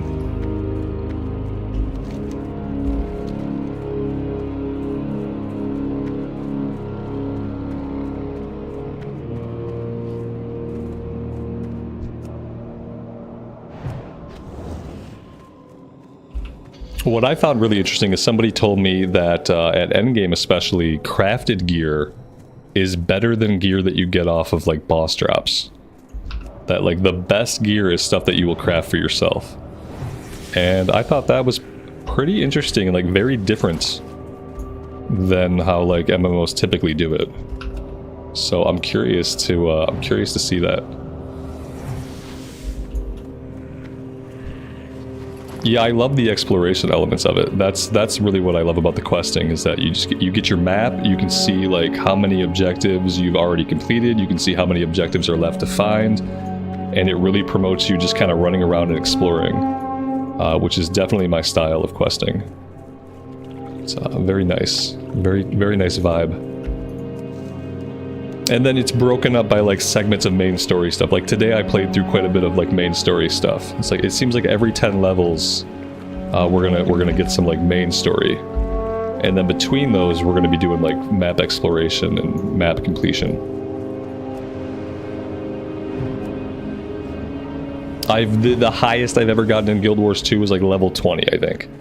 I don't think I've gotten to a very high level at all. I've played the game a couple of times. This time though, the class is really interesting me. Like I think that's what it takes. The same thing happened in ESO. Like I found out that I really like the Dragon Knight. So like next time I play ESO, I know exactly what class to play. And like with Guild Wars, I think I may have found the class that like kind of captures my imagination enough to get me like fully immersed in the leveling experience. And like having that class to play, like just like a fun class with like cool class fantasy, that apparently that's really important to me. Because if I don't find the right class, it gets really hard for me to like stick it out. It says that we have an herb. Let's magnify, enhance again. Okay, there it is. Now we're getting a little bit of earth root. All I had to do was complain about how we haven't been getting any. Marcin, from now on, man, like, this is probably the time slot. Like, I'll always try to schedule it ahead of time so you guys know exactly when it will be. But yeah, I'm like, for a couple of different reasons, I'm kind of having to move the streams to the PM.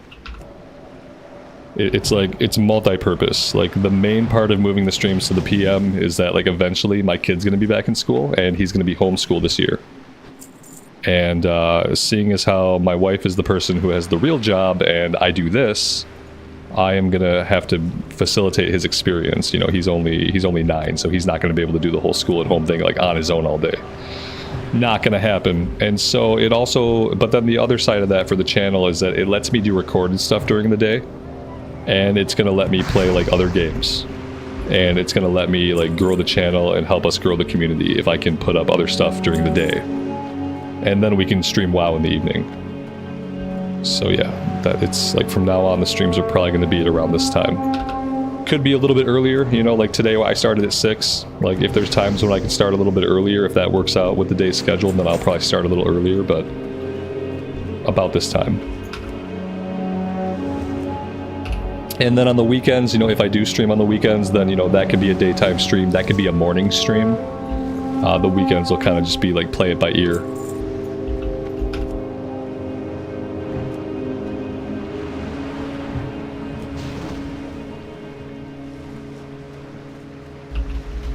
What I want to understand about Guild Wars 2 is that, like, I know there are quite a few expansions, and I know that my account doesn't own them all. And so with ESO, when you buy the most recent expansion, that gives you access to all the prior content. I guess I need to figure out how Guild Wars 2 works. Like, whether I can just purchase the newest expansion, which I know they have a new one coming out soon, or whether I have to buy each individual expansion kind of piecemeal. Or if it matters, like, yeah, I need to do some research about how Guild Wars 2 handles their expansions and how it handles that content, the accessibility of that expansion content. And I probably need to figure it out before I get too close to hitting level 80. Because I'm kind of assuming, like somebody, I guess, maybe they don't do a level increase with their expansions. I think somebody told me that once. That Guild Wars 2 doesn't increase their max level when they drop a new X-Pack. So maybe 80 is just the level cap, and then like the expansions are just different zones, different content.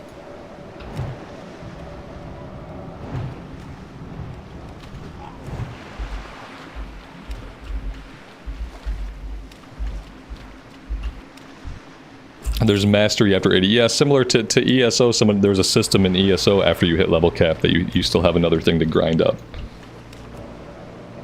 Level cap was 80 from day 1 though. Okay, yeah, so level cap is level cap.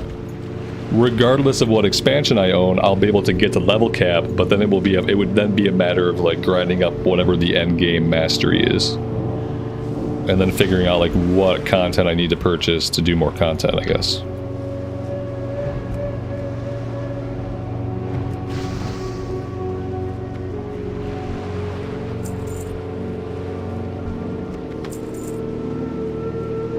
Alright, we got all of the spines. Let's see. Let's try to get the rest of the crunchy spider legs. But I think I want to head south towards Windrunner Village, though.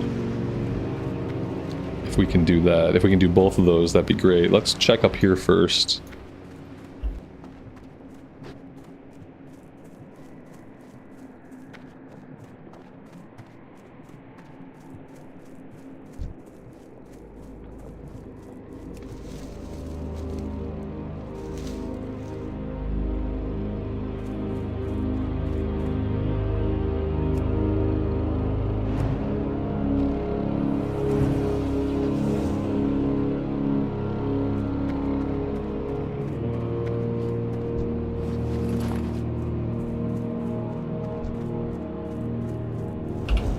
The mount system in Guild Wars 2 is probably the best on the market. I got a mount today, like a trial mount, like a little raptor mount guy. He's fun. I don't ride mounts a lot when I'm leveling up in a game that I'm not familiar with. It tends to annoy people sometimes. But when I'm new in a game and when I'm seeing all the content for the first time, I don't tend to ride around on the mount a lot. Unless I'm doing backtracking. Like if I'm backtracking to an area that I've been in, then I'll jump on the mount. But if it's like new to me, I tend to stay on my feet. That way I can just kind of like appreciate the area, kind of take it in a little bit slower.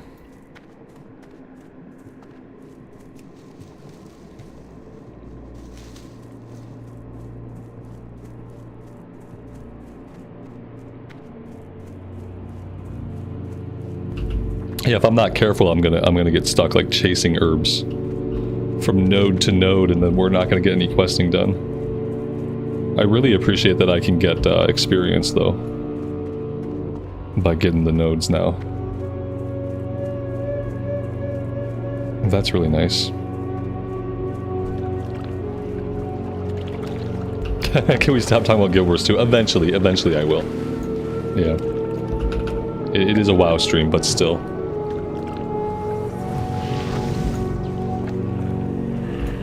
It's funny, like, to me, like, in my perfect world, I would like and play all MMOs. Like, they don't really, like, compete with each other for me. Like, I want them all to be good. And I would love to find ways to enjoy all of them for, like, because they all offer very different things. Like, my experiences with ESO and with Guild Wars 2 and with Final Fantasy, like, each game offers something very different.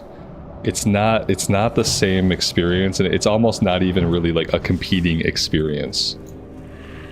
They're all like, especially when you think about like what their end game is like and like the kinds of content that are in those games, like very different products.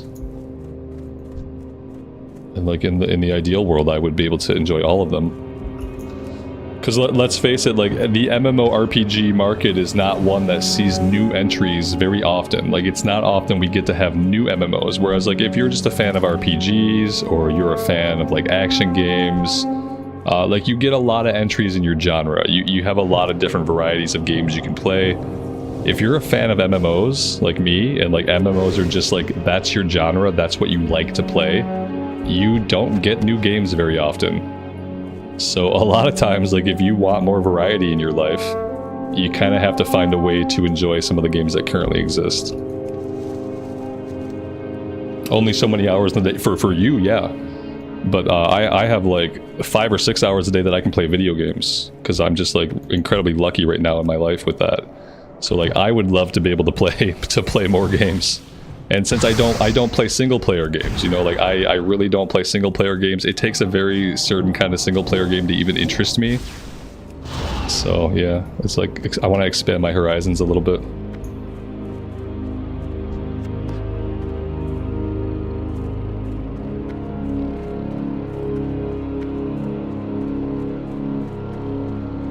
Devin, good evening, buddy. Welcome to the stream.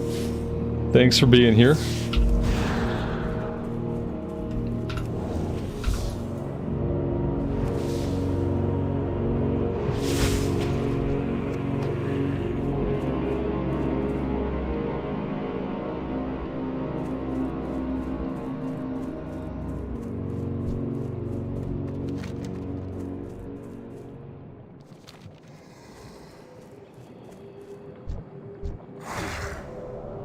This is the dangerous thing about herb chasing, is like, look where I am compared to where I want to be. I want to be over here. I want to be over closer to Windrunner Village. Where I've ended up is at the Sanctum of the Moon. And so we are going to go down here and get this Mage Royal because, dang it, we have gone way out of our way for it. But eventually, if I want to get questing done, I will kind of have to stop chasing the yellow dots.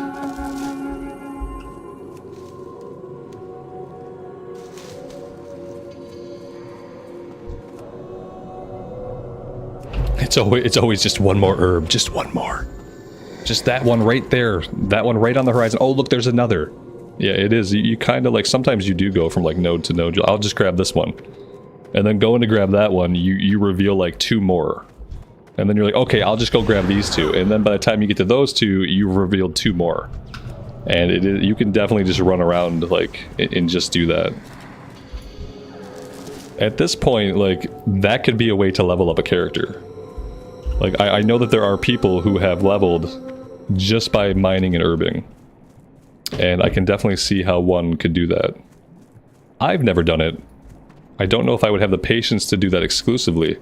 What I could see myself doing is I could probably I could probably herb and mine and do dungeons.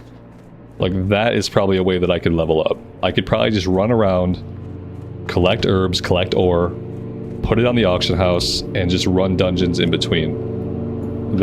Well, with 3-minute queues, maybe 3-minute queues are too fast. Like, I would really prefer like a 6 to 12 minute queue time. And that could really allow for like maximum farming. But that would be cool. I would maybe I would try that someday. Why Frost and not Arcane? I just am used to leveling as Frost. Like, typically in like WoW, you just level as Frost. You just kind of get used to a certain thing.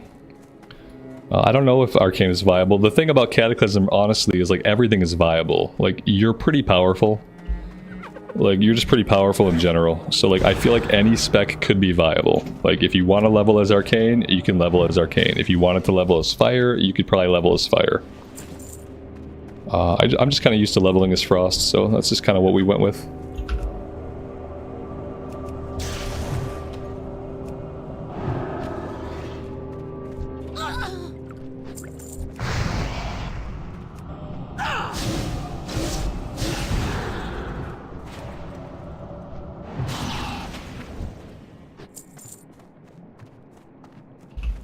Do I want to do this quest since I've made my way over here?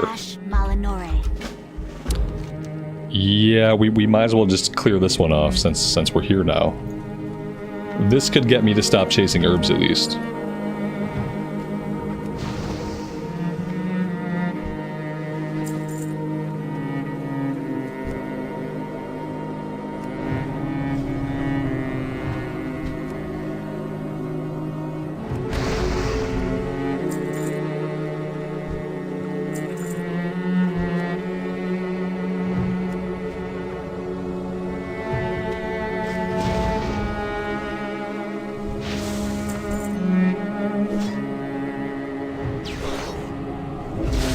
If I did just mining and herbalism, I could probably start to make some money in this game.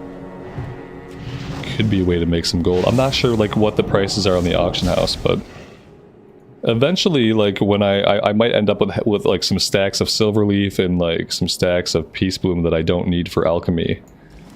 And if that's the case, then I can check and see like what those are going for on the auction house. Sometimes like the mid-level stuff sells for a lot. Usually like the early ingredients and then like the end game ingredients, the prices come down. But sometimes you can find like a middling ingredient, like rugged leather sometimes, heavy leather. Sometimes like in brackets like that where it's like less, people are farming less of it, the price is higher. So maybe at some point we'll find like an herb that sells like pretty well and we can just farm the crap out of it and sell it on the auction house. Yeah, we might need everything for alchemy, that's true. It depends on how long we spend in these areas. But yeah, maybe the next time I level a character in Cataclysm, maybe we'll just do like a mining herbalism tune. And we'll just do dungeon queues in between running around and doing the mining and the herbing. It'll be a no quest playthrough. Well, we'll probably do the dungeon quest, but a no questing playthrough would be something that I've never done before.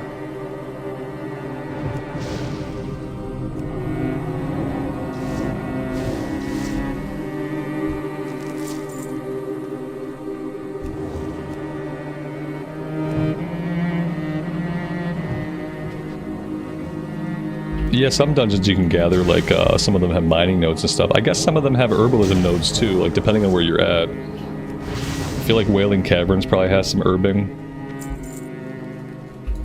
Places like Maradon probably have herbs.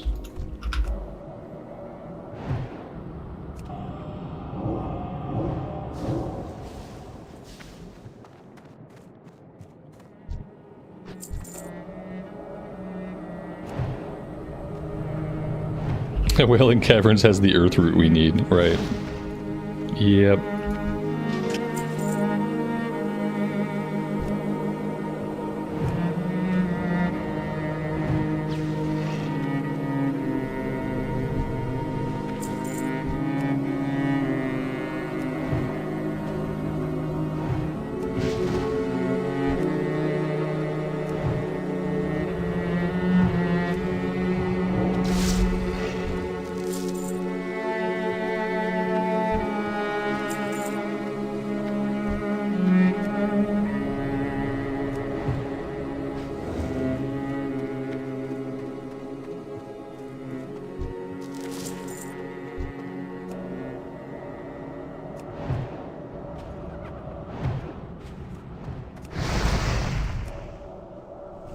We need to find a lot more scavengers. We're done with the shaman, we're done with the gnolls. We have 4 out of 6 scavengers.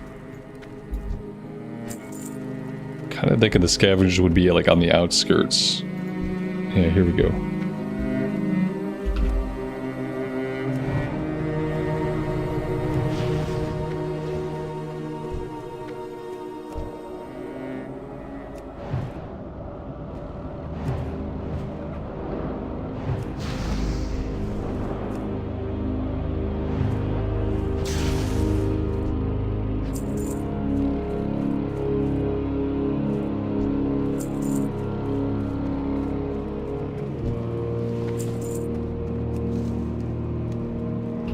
We're already into Briarthorn.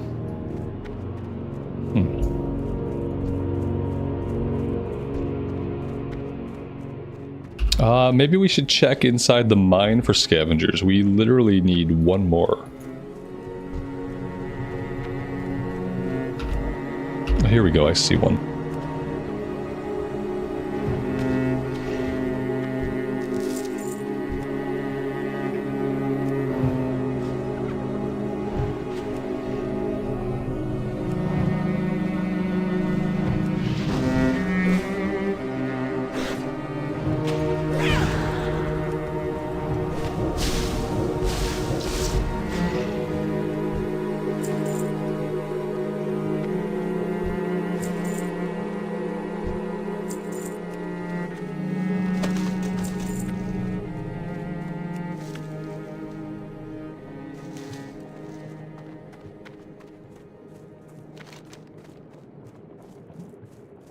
Alright, that stuff is all done. Now let's head out to the Windrunner village.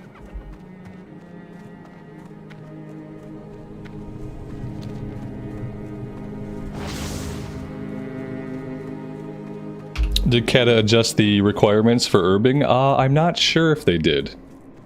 They may have. They may have adjusted things down a little bit. I haven't run into a situation yet where I have been unable to herb something, which is typically something that happens to me. Let's see, what level are we at? We're at 100, and we're able to get Briarthorn already. I feel like it's possible that they did, that they redid those things, like the requirements. It is, I think that they might have. I'm not 100% sure, but it seems like they could have brought the requirements down a little bit.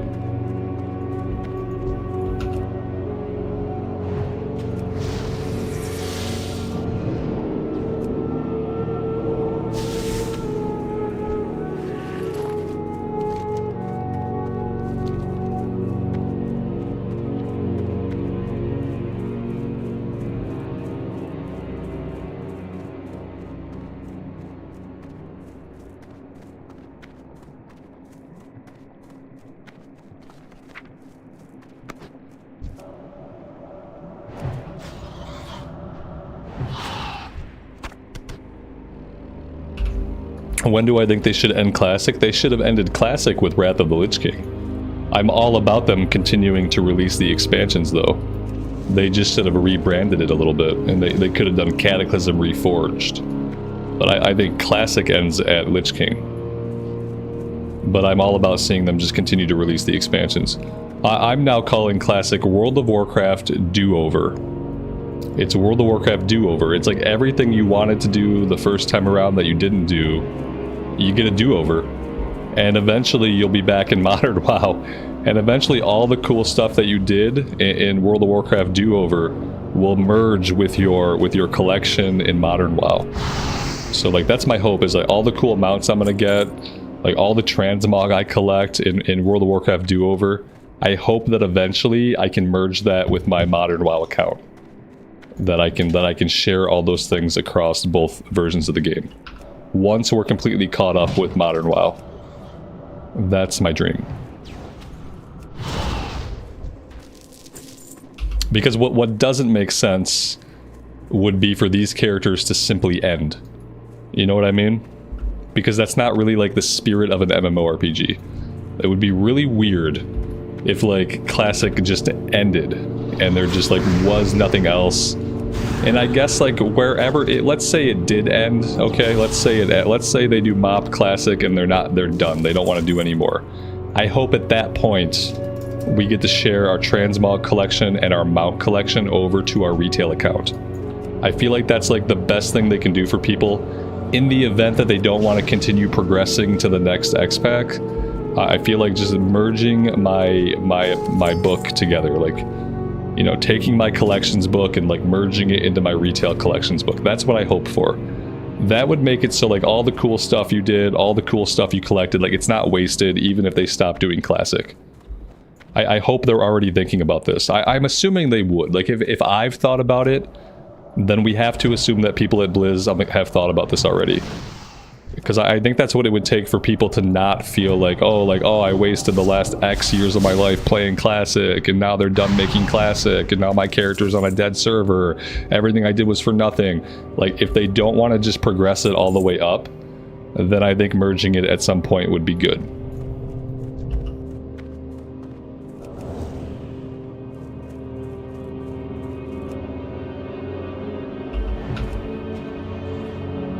And like under that pretense, I would be down for the whole ride. I'll be down to do it all again if I eventually can merge my collection. That's what I care about. Is that the things I do, the things I collect, the mounts I get, the looks I collect, I want that to eventually be part of my retail account. And that's what makes it World of Warcraft Do-Over. Is I can do a lot of the stuff that I just didn't do the first time around. I assume that Blizzard thinks. I mean, they do think, but Burn. Have they thought about this yet? I think that they have. I think that they have internally thought about this. Whether or not they'll do what I want them to do, that's another thing entirely, but I think it's safe to say they've at least thought about it. I hope. And Blizzard, if you're listening for some reason, you haven't thought about it, like, please bring it up to somebody. Somebody needs to be thinking about it.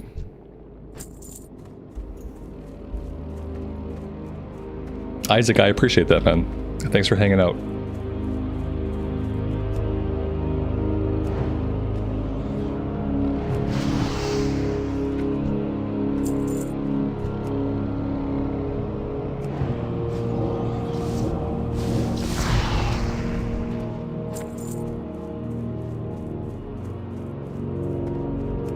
See, we're also getting bruiseweed. Yeah, they must have lowered the requirements on these. There's no way at 100 we were able to get bruiseweed and then Briarthorn also. And Mage Royal. Yeah, they must have tinkered with some things.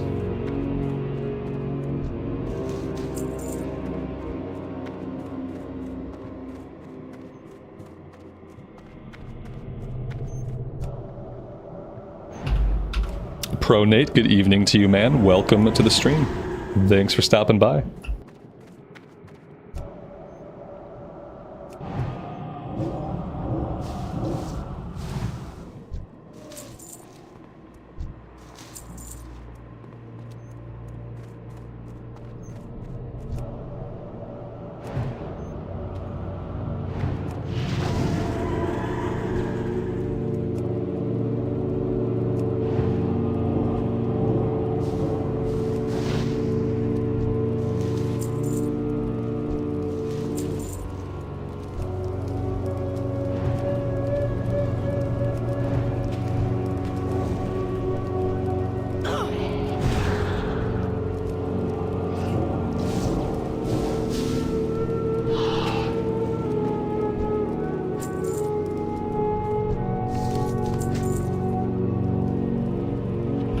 Alright, this one is done.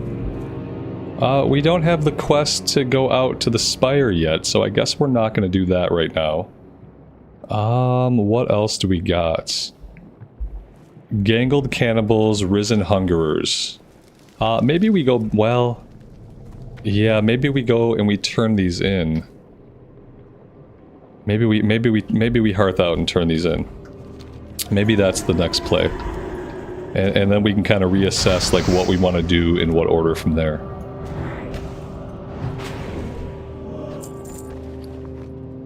We could also empty our inventory, which is, despite the fact that we have bigger bags now, is quite full.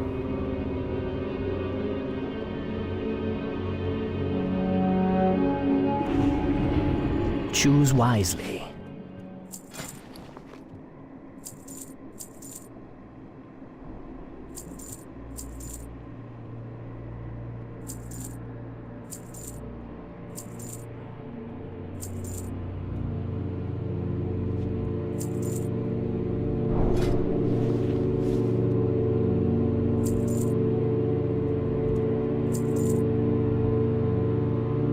Stay the course. Oh wait, we have trainers here, guys. It took me till now to realize that they've put trainers here. I had been flying back to Silvermoon. I had been traveling back to places like Falconwing Square, when in fact we have trainers right here in the inn. Remember the Like sun all well. of them are gathered here. I didn't even notice it till just now. That's how attentive I've been. Your gold is welcome here. Farewell. Keep your wits about you. Oh, we already know this recipe. Oh, see, I bought the recipe already. Okay, well, that's fine, that's fine. Let's go ahead and do some cooking.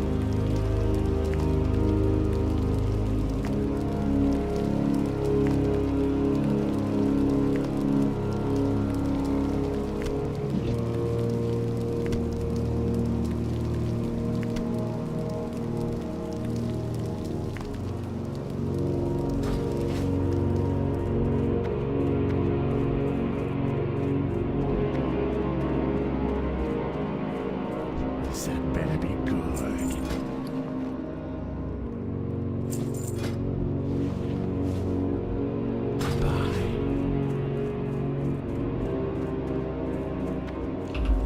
A cooking stream? Yes. Yes. I am trying to just like work on all the professions as we go. Like any chance I get, I want to make sure that I'm leveling up the professions. Farewell. It's more important to me that when this character hits 85, we hit 85 with every profession maxed out than it is like how fast we hit 85. I'd rather go like much slower and just make sure that the professions are keeping up with us. What I found out, like especially on the Paladin, I found out that it's kind of a bummer to like, you get a character to 85 and it has no professions. Speak. It's kind of a bummer. I don't want to put myself in that position again. Trust no one. Speak quickly. Beware the living. And then the warrior has like leatherworking maxed out, or not leatherworking, skinning. He has skinning that's pretty high, but he has nothing else. It's just like, it kind of bums me out, like, to look at the character, like, oh, you're 85, but you don't have professions, and I'm the kind of person that, like, I'll probably never go back at max level and farm up my... I know a lot of people do that. But especially for, like, the way I play, like, doing it on stream and stuff, like, I don't think I'll ever go back and just level it up. So it's like, I gotta level it up as we go. The reckoning It's is much at more hand. enjoyable to me to level it up as I go. Remember the sun well. Alright, let's see.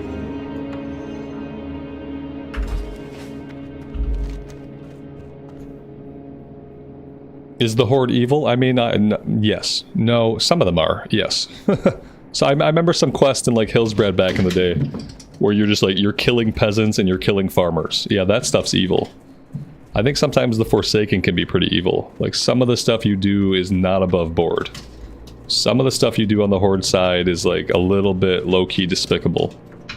I don't think that makes the whole faction evil, but yeah, we definitely get up to no good sometimes. Like killing peasants and farmers, that's not war. That's something else.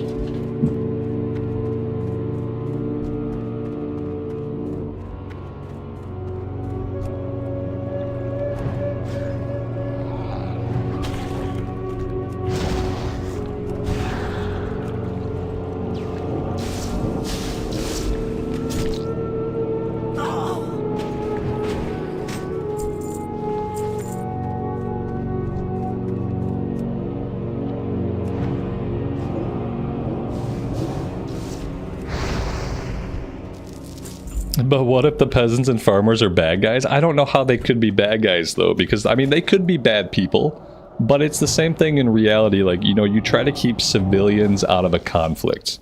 It's just one of the it's not even unspoken. It's actually, like, in our world, it is spoken. You know, there are terms of conduct when you engage in war, and one of those should always be that you try to keep civilians out of it. That civilians, if anything else, should not be targets. So, like, sometimes there's collateral damage, okay? But civilians should absolutely never be the targets, because that's not warfare, that's terrorism. So that's completely different. That's a whole nother thing. And so it doesn't really matter if, like, the individual farmer, peasant, villager, civilian is a good person or a bad person. The point that matters is their status in that country, in that government. Like, their status as a civilian is what matters. That's the only thing that matters. It doesn't matter. We're not making an evaluation of these individual people, whether they are good or bad. They are civilians, and therefore they should not be the targets of any kind of war effort. That's all. Yeah, that's how I see it. So I always felt bad in Hillsbrad, like, going after the farmers, going after the peasants, going after the council members. Like, it just feels bad, because it's like, that's not war. I get that it's Warcraft, but that's not war. We never get a quest to go after the town guards. Like, think about that. We never get a quest to go kill the town guards. Even though there are town guards there, we never are told to go after the people who are actually armed. And that's very important. And it definitely affects how those quests feel.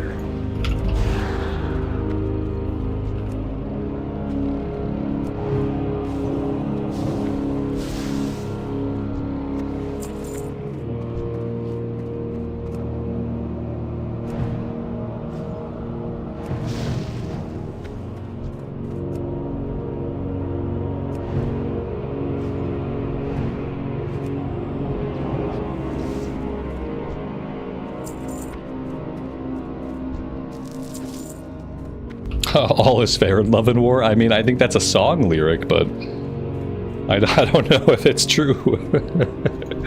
Some things are not fair.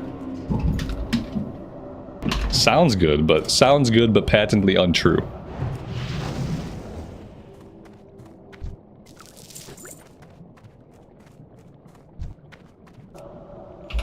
Be sad, dog. Good evening, man. Thanks for popping in. I appreciate you being here.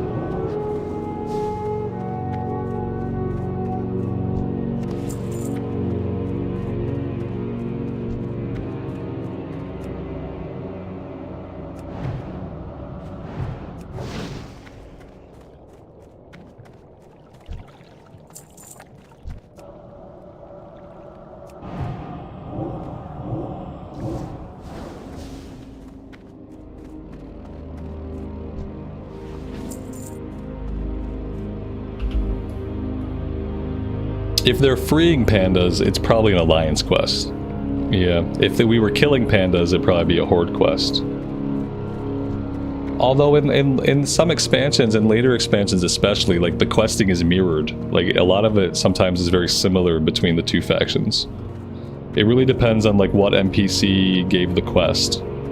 But sometimes you're doing, like, very similar things.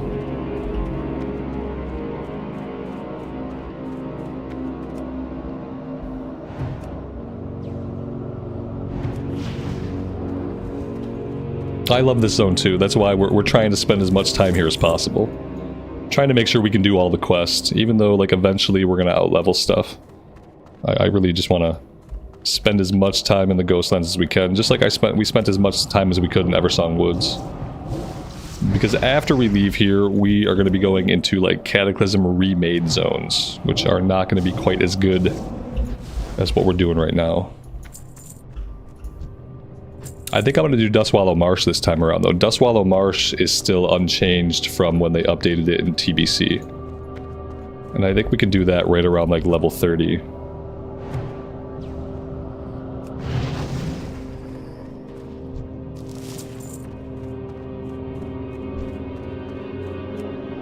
Although we might do what we were talking about earlier. We might just start, like, herbing, just running around collecting all the herbs. And just queuing up for dungeons between herbs. Okay, guys, this time it does say level 20. I'm not hallucinating. You guys aren't hallucinating. It actually said that we hit level 20. We can confirm that down here in the character pane that we have, in fact, hit level 20. And now, like, we will eventually be able to actually train our mount. Actually level 20 this time.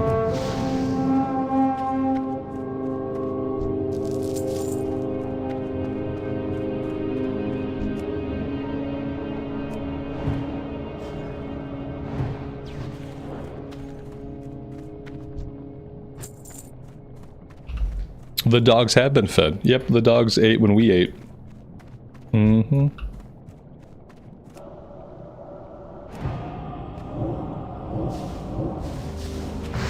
Yep, I fed the dogs.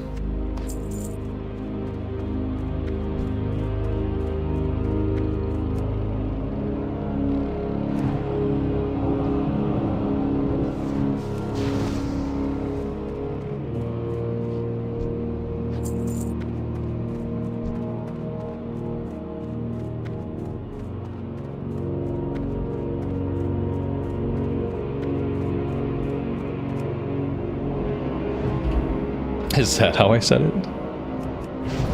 I'm not sure about that. Not sure about that. I'd be careful with that one.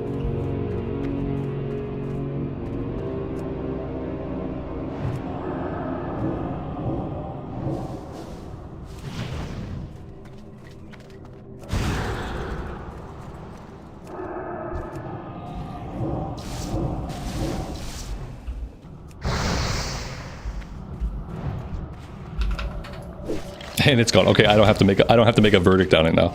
I was gonna ask the mods for a verdict on that one. Mods, what do you think? What's the verdict on that one?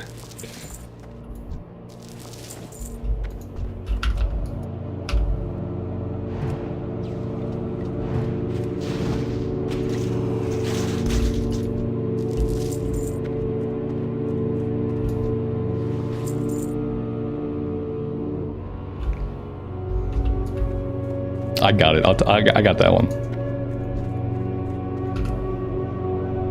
It was borderline, but I still can't have it. You didn't have time to read it. That's probably for the best.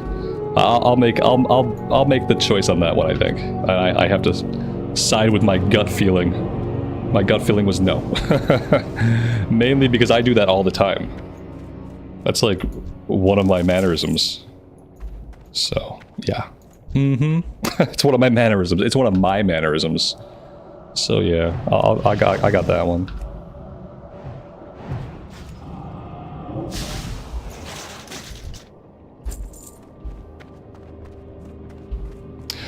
Do I want to go after the Spinal Dust right now? No, I don't. The Spinal Dust is level 18.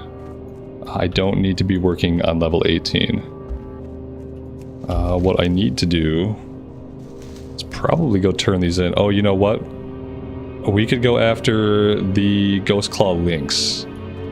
Level 14 stuff. Also, we could probably pop in here and grab this quest, even though I'm not going to work on it right now. It'll be nice just to have it in the quest log. So let's go do that, and then we'll farm up some of the Lynx.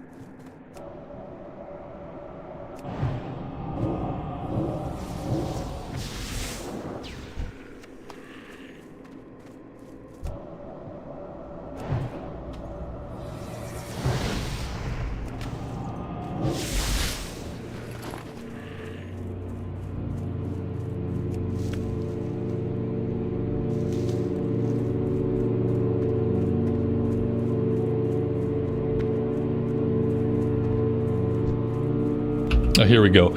Yeah, I should come grab this quest. If I'm gonna chase herbs, I should at least grab the quest first, because if I had grabbed the quest, this guy is an objective. So I could actually, if I had grabbed the quest, I could be chasing herbs and completing objectives. Imagine that. You know, the funny thing about this quest here is until I started using Questy, I never knew this quest existed. And at that point in my life, I had done this zone like, you know, 24 times, and I had never found this guy or done this quest. Until I had Questy telling me like where the quests were at. Persevere. There were actually like quite a few quests in Classic that were like that I never even knew they existed. Hold your head high. The entire, you know, the little troll area in Stone Talon Mountains, like that entire little troll area in Stone Talon Mountains, I never knew that existed, even though I quested through there like countless times back in the day. All right, now we can go after, you know, the links we're fighting here are not really the links we need for the level 14 quest. That's the weird thing. Oh, these ones are. Okay, we just weren't exactly in the right area.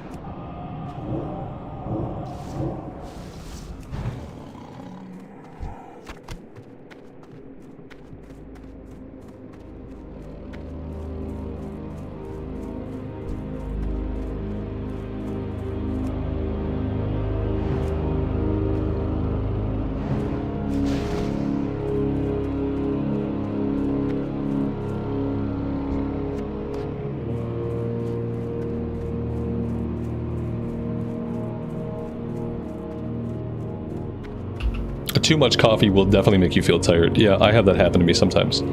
That's a good indication that your body has had more caffeine than it can really tolerate that day. Is when you have that last cup of coffee and then you feel like fatigued afterwards. You feel like now it's time for like me to lay down and take a nap, sort of deal. That's when your body has probably had like that was like the caffeine threshold. There is like a perfect threshold that you really don't want to surpass. Because after that, like, caffeine will have the opposite effect. It turns out that the human body can only stand so much, like, artificial stimulation before, like, everything in your body, including your heart and your brain, like, simply get tired.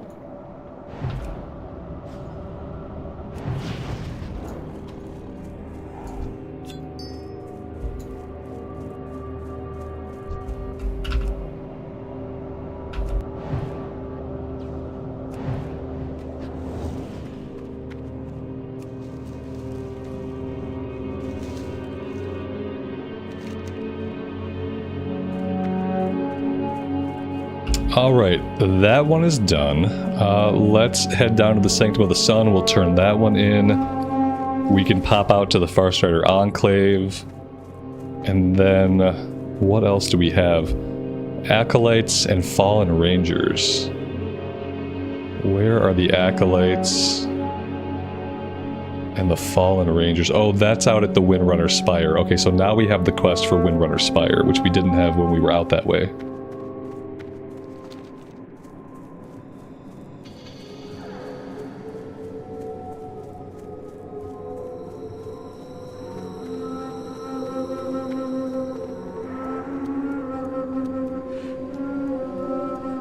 Yes. We will have justice. Keep your wits about you. Yeah, you're probably better off not drinking coffee or tea. I mean, but I'm assuming you get caffeine from other sources, so you're probably not necessarily better off. I don't drink soda. Like I don't drink soda or energy drinks. So like the only caffeine I get is from coffee. But the unfortunate thing is like I've been drinking coffee since the 5th grade because I had awesome parents. So I've been drinking coffee since the 5th grade, which I think like most doctors would probably say not a good idea. So yeah, there's that. But yeah, like since I was 17, like I had to cut out soda. When I was like 17, I was diagnosed with hypoglycemia. And the doctor said, you know, I said, well, what's going to happen if I keep drinking soda? He said, well, you're going to be diabetic in a couple of years and then you're going to die. And I was like, oh, okay. So I guess I'll stop drinking soda. But I still drink coffee. I don't sweeten it, so helps.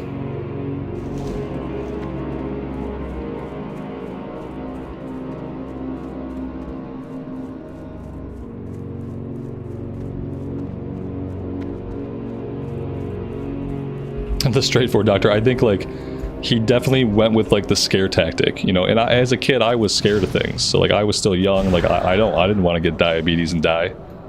So it was the funniest thing. It was like it was so easy for me to just quit it cold turkey. Like that day I just like stopped drinking soda. I went from someone who was drinking like tons of soda, because you know when I was young I worked at like fast food places, so like we just had access to fountain drinks like all day long. I went from someone who drank like a bunch of soda every day to someone who, and like I was eating candy all the time, and I became someone who did not drink soda and who did not eat candy, and it happened like essentially overnight, because the dude was just like, yeah, like right now you're hypoglycemic, you keep this up, you're going to be diabetic and you will die. And I was like, okay, that sounds bad, let's not do that. If older me were as scared as younger me, I would be much healthier. There are so many things that I could probably cut out of my life to make me like a healthier person. But yeah, older me's not as scared as younger me. So like younger me had it right, and luckily I was able to not become a diabetic. Yet, you know, obviously there's still time.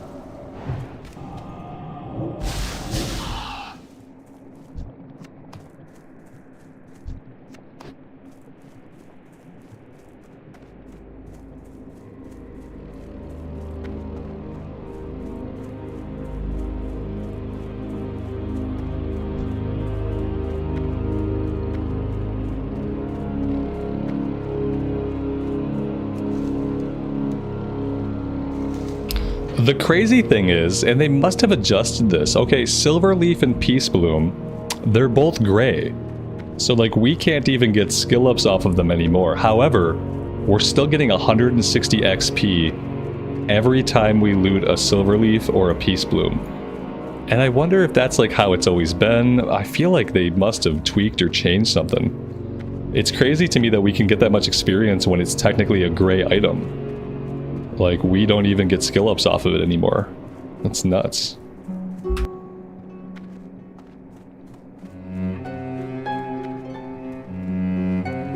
Glory to the Sindorai. Salama Ashalanore. Hold your head high. Alright, while we're out here, do I just want to do some of this stuff? Like, I can do the mist bats, I can head up here and do the Trader's Shadow stuff. I feel like I might as well. Yeah, I feel like we might as well do some of this stuff out here while we're out here. Like, before I hearth back.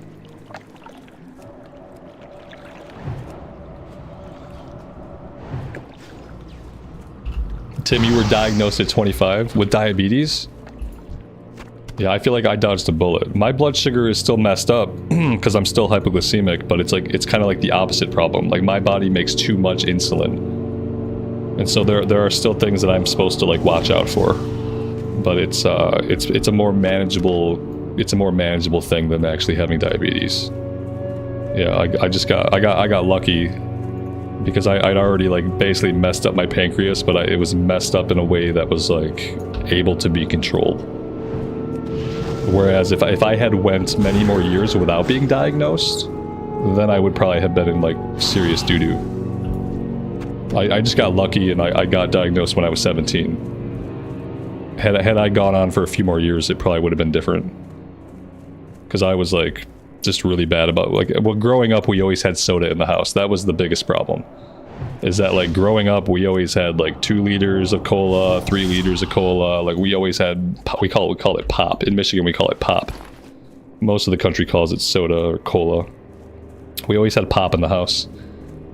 And so I just like grew up from a really young age. Like it was like completely normal. Like, oh, you're having dinner, like have some soda. Oh, you're thirsty, have some soda.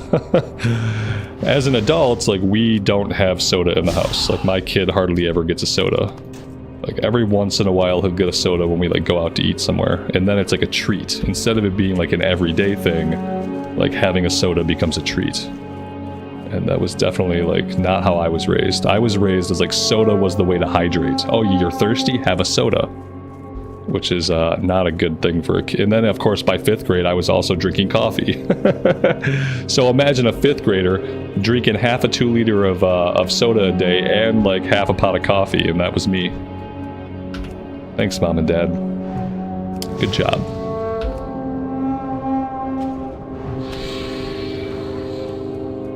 I said doo-doo, we're making progress with the non-cursing. I told you that it should be easy for me. That if I am cursing, it's mainly just because I'm being lazy or just flat out disrespectful. Yeah, we're trying to make it all safe for work. If you wanted soda as a kid, you had to buy it yourself. I was doing that too. Oh yeah, I was also just going out to the corner store, buying a bunch of candy, buying a bunch more soda. Mountain Dew, man, we just drank Mountain Dew all day. Whenever we can scrounge up a couple quarters, we'd go hit the candy store. Yeah, all kinds of bad habits. In Seattle, it's also pop? Oh, that's interesting, because that's so far away from the Midwest. Yeah, I thought pop was an Indiana, Ohio, Michigan thing. So there's, in Seattle, you call it pop. Oh, that's so weird. See, because in Missouri, nobody knows what pop is. We lived in Missouri for a long time, in Kansas City. They don't use the word pop. When you say pop to people there, they don't know what you're talking about. You have to explain it to them. And so I've gotten used to just calling it soda. How old is 5th grade? 5th grade, I would have been 12? 11 or 12, I think. Too young to be drinking coffee every day. Okay, let's put it that way. It was too young to be drinking. I would wake up before my parents were up, and I would brew the coffee. And then I would drink it, and then I would leave the house before they were even awake. I used to wake up really early. I go hang out at like a friend's house before school or something. So yeah, I was waking up at like 5:30 in the morning, putting on the pot of coffee, drinking the coffee, and then leaving the house in the darkness. That was my childhood. That was back in the day when like we'd walk to school and stuff. So like it was okay then. I was drinking coffee at 11, 12. Yeah, exactly. Right. Like, no way I'm letting my kid have coffee every day at 11 or 12. Nah. You want something to drink? You can drink some water. You want something else to drink? You can have some milk. But you're not going to have coffee every day. Alright, we're done up here. Let's head back south. We gotta get 5 more vampiric misbats.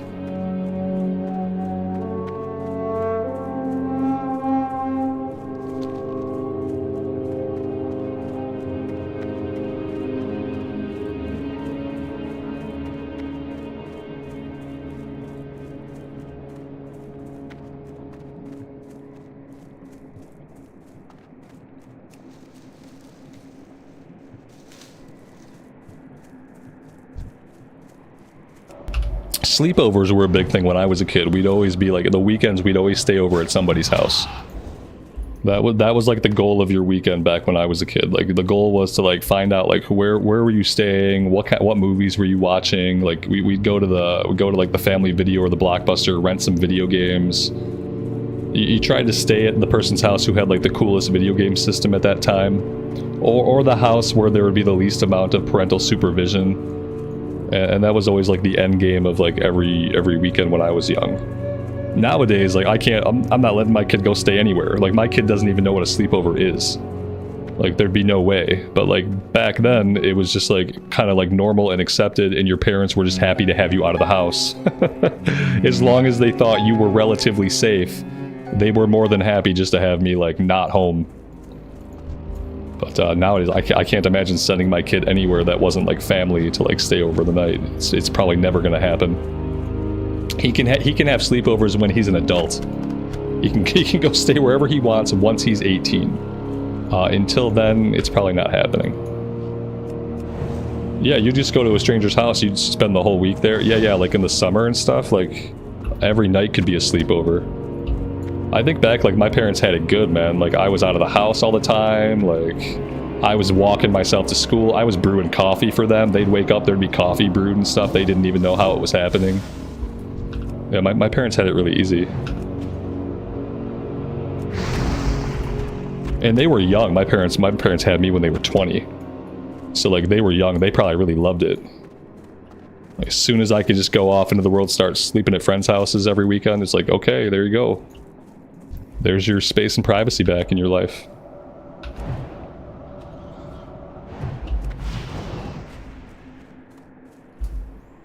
Yeah, like the thing is, like it's yeah. These people weren't strangers. They were often neighborhood friends or school friends. And back then, like parents would communicate enough with each other to feel like, yes, I know where you're at. I've spoken to the person that you're going to be staying with. Like, so yeah, there was a base minimum of communication amongst parents. It wasn't often you would stay the night like with someone who like your parents didn't even know them or anything like that. I'm sure that happened sometimes. But no, usually your parents were at least familiar with each other, had spoken on the phone a couple of times at least. Like, this kind of stuff doesn't happen anymore. But yeah, different times. Different times.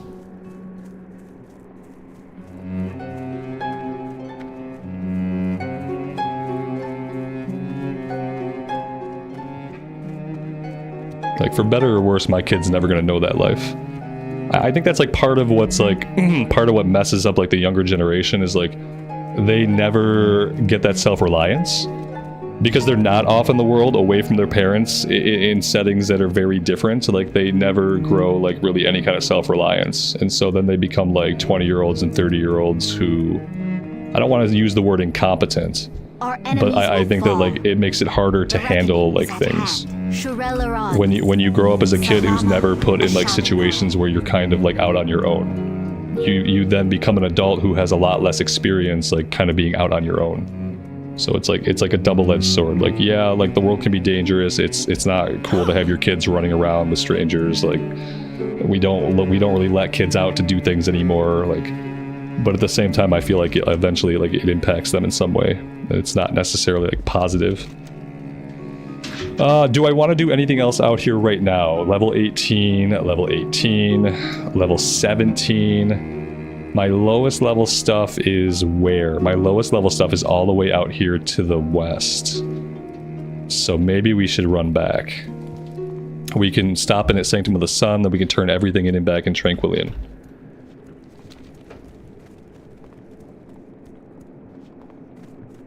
And 20 years later, you watch Dateline thinking, dang, I survived.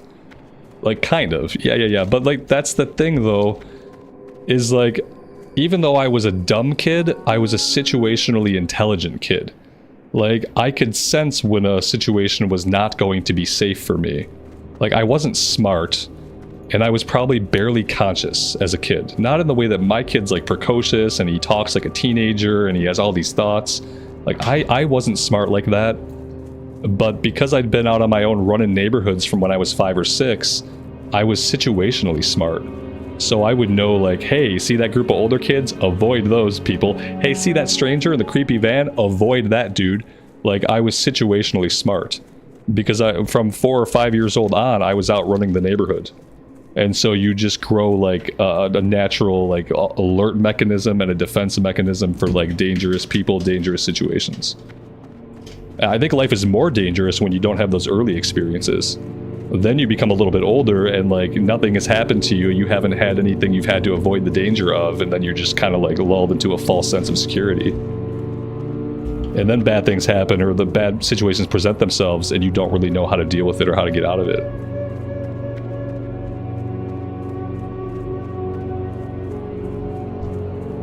Like there were plenty times as a kid, like we'd be hanging out somewhere at a park or something. Something sketchy would happen and we would just book it. We would just run for it. Like some teenagers would try to talk to us, hey kids, come over here, and we would just get on our bikes and book it the other way. Like, and we just got used to dealing with that stuff. There was no one was going to be there to like save you if anything shitty happened. Kurt, I need to have a swear jar. That's what I need. I need a swear jar. That'll stop me from swearing. And yeah, so I feel like that. Now that being said, like, you know, protect your kids, keep them safe. But at the same time, I wonder, like, you don't have any of those experiences, then like what happens to you later on in life?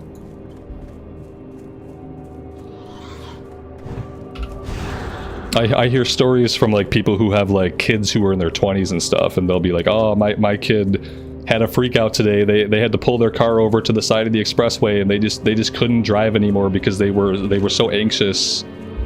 And I'm just thinking, like why all the anxiety? Like, maybe you have all the anxiety about like interacting with the world because you were never really let off the leash to like interact with the world when you were younger.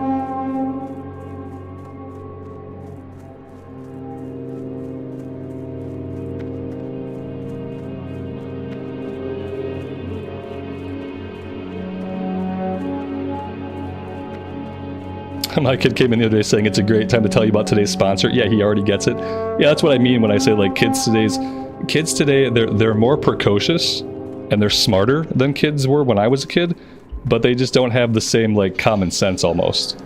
It's like they get really wicked smart really fast because they have so much more information at their fingertips. Our enemies will fall. And so they're very smart, We will have but if justice. they don't go outside and have experiences, they don't have a lot of common sense. I got lucky this last year. My kid found some neighborhood friends. So like finally he's at a point where like he'll go outside and for hours he will play out in the neighborhood with his neighborhood friends. And that just happened for him like in the last year. Whereas like that was my childhood from when I was 4 years old. Like going outside and just playing out in the yard, playing out with neighborhood friends. And like he just started doing that at like 8 years old. But I'm grateful for it because like, how are you gonna learn not to cross a street without looking in like basic stuff like that if you've never had to do it? Like if you've never had to do it, you're not gonna develop like these safe habits that you need to have when you're like literally outside navigating the world.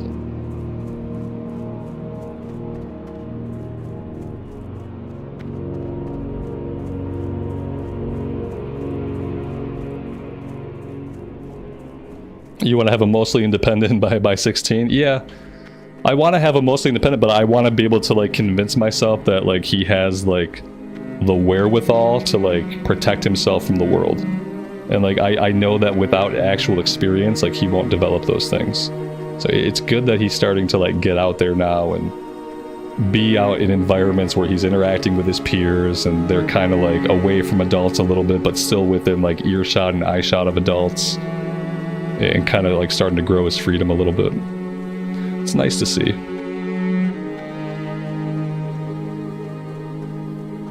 How's the Michigan hose water for hydration? I mean, it's probably not the healthiest thing in the world, but you know, I survived it. So, you know, it's better than a Mountain Dew.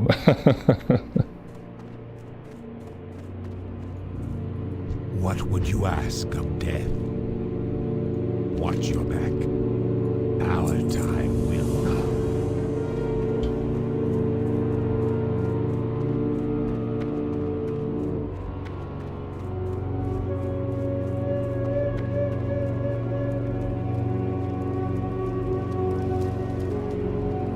Ah, this turn-in must be above us.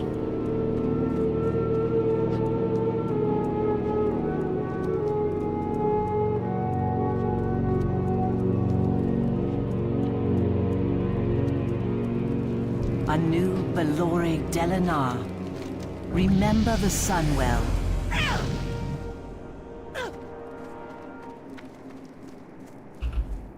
Yeah, the hose water was the only water you could get at without risking your parents yelling at you to get back outside. Or worse, them telling you to come inside. That would have been worse. Like, you go inside and they're like, hey, it's time for dinner. And you're like, oh man, if only I hadn't come home. Yeah, it could go either way. You could either get yelled at for being inside, or you could get told to stay inside. And as a kid, like, both of those things were bad. The reckoning. Yeah, you didn't want to get caught out and like go inside to get a drink, and then like for some reason now you can't go back out. Maybe they found out that your room was a mess, you didn't clean it up like you were supposed to, and now you had to spend the next hour cleaning your room. Like, so yeah, that was like the water you could get at without like interacting with an adult, basically. Let's see. Yeah, I guess the next thing we would do would be to go retake the Windrunner Spire. That would be the next thing we would do. But I think I'm going to stop right here for tonight, guys. I think this is going to be a good stopping point for me. I'm going to take my big dog needs to go for his evening walk. I'm going to try to like kind of push these later and later as I kind of like grow my fortitude for streaming in the evening. This was a little bit of a shorter one. We're clocking in at 2 hours and 40 minutes with this one. So I will be trying to like make these a little bit longer. Sometimes it'll be starting a little bit earlier, but I hope to like be able to stream a little bit later. If we're going to stream in this time slot, I'd like to be able to go for a little bit longer. But it's going to be kind of a work in progress as I adjust to this new time. I really appreciate you guys being here and hanging out with me. I know it's like quite a change to go from streaming in the morning, middle of the day to now streaming in the evenings, but like overall, growing pains aside, I think it's going to be better for the channel, and it's how we get to be here and hang out. So this is what we're going to do. I will always try to schedule the streams in advance so you guys know like exactly when it's going to happen. So yeah, I appreciate your guys' flexibility and for hanging out with me tonight. Thank you all so much. We will see you again tomorrow. Hope you guys have a good rest of your evening. And as always, take care of yourselves, take care of each other, and we will see you back here again very soon. Bye for now.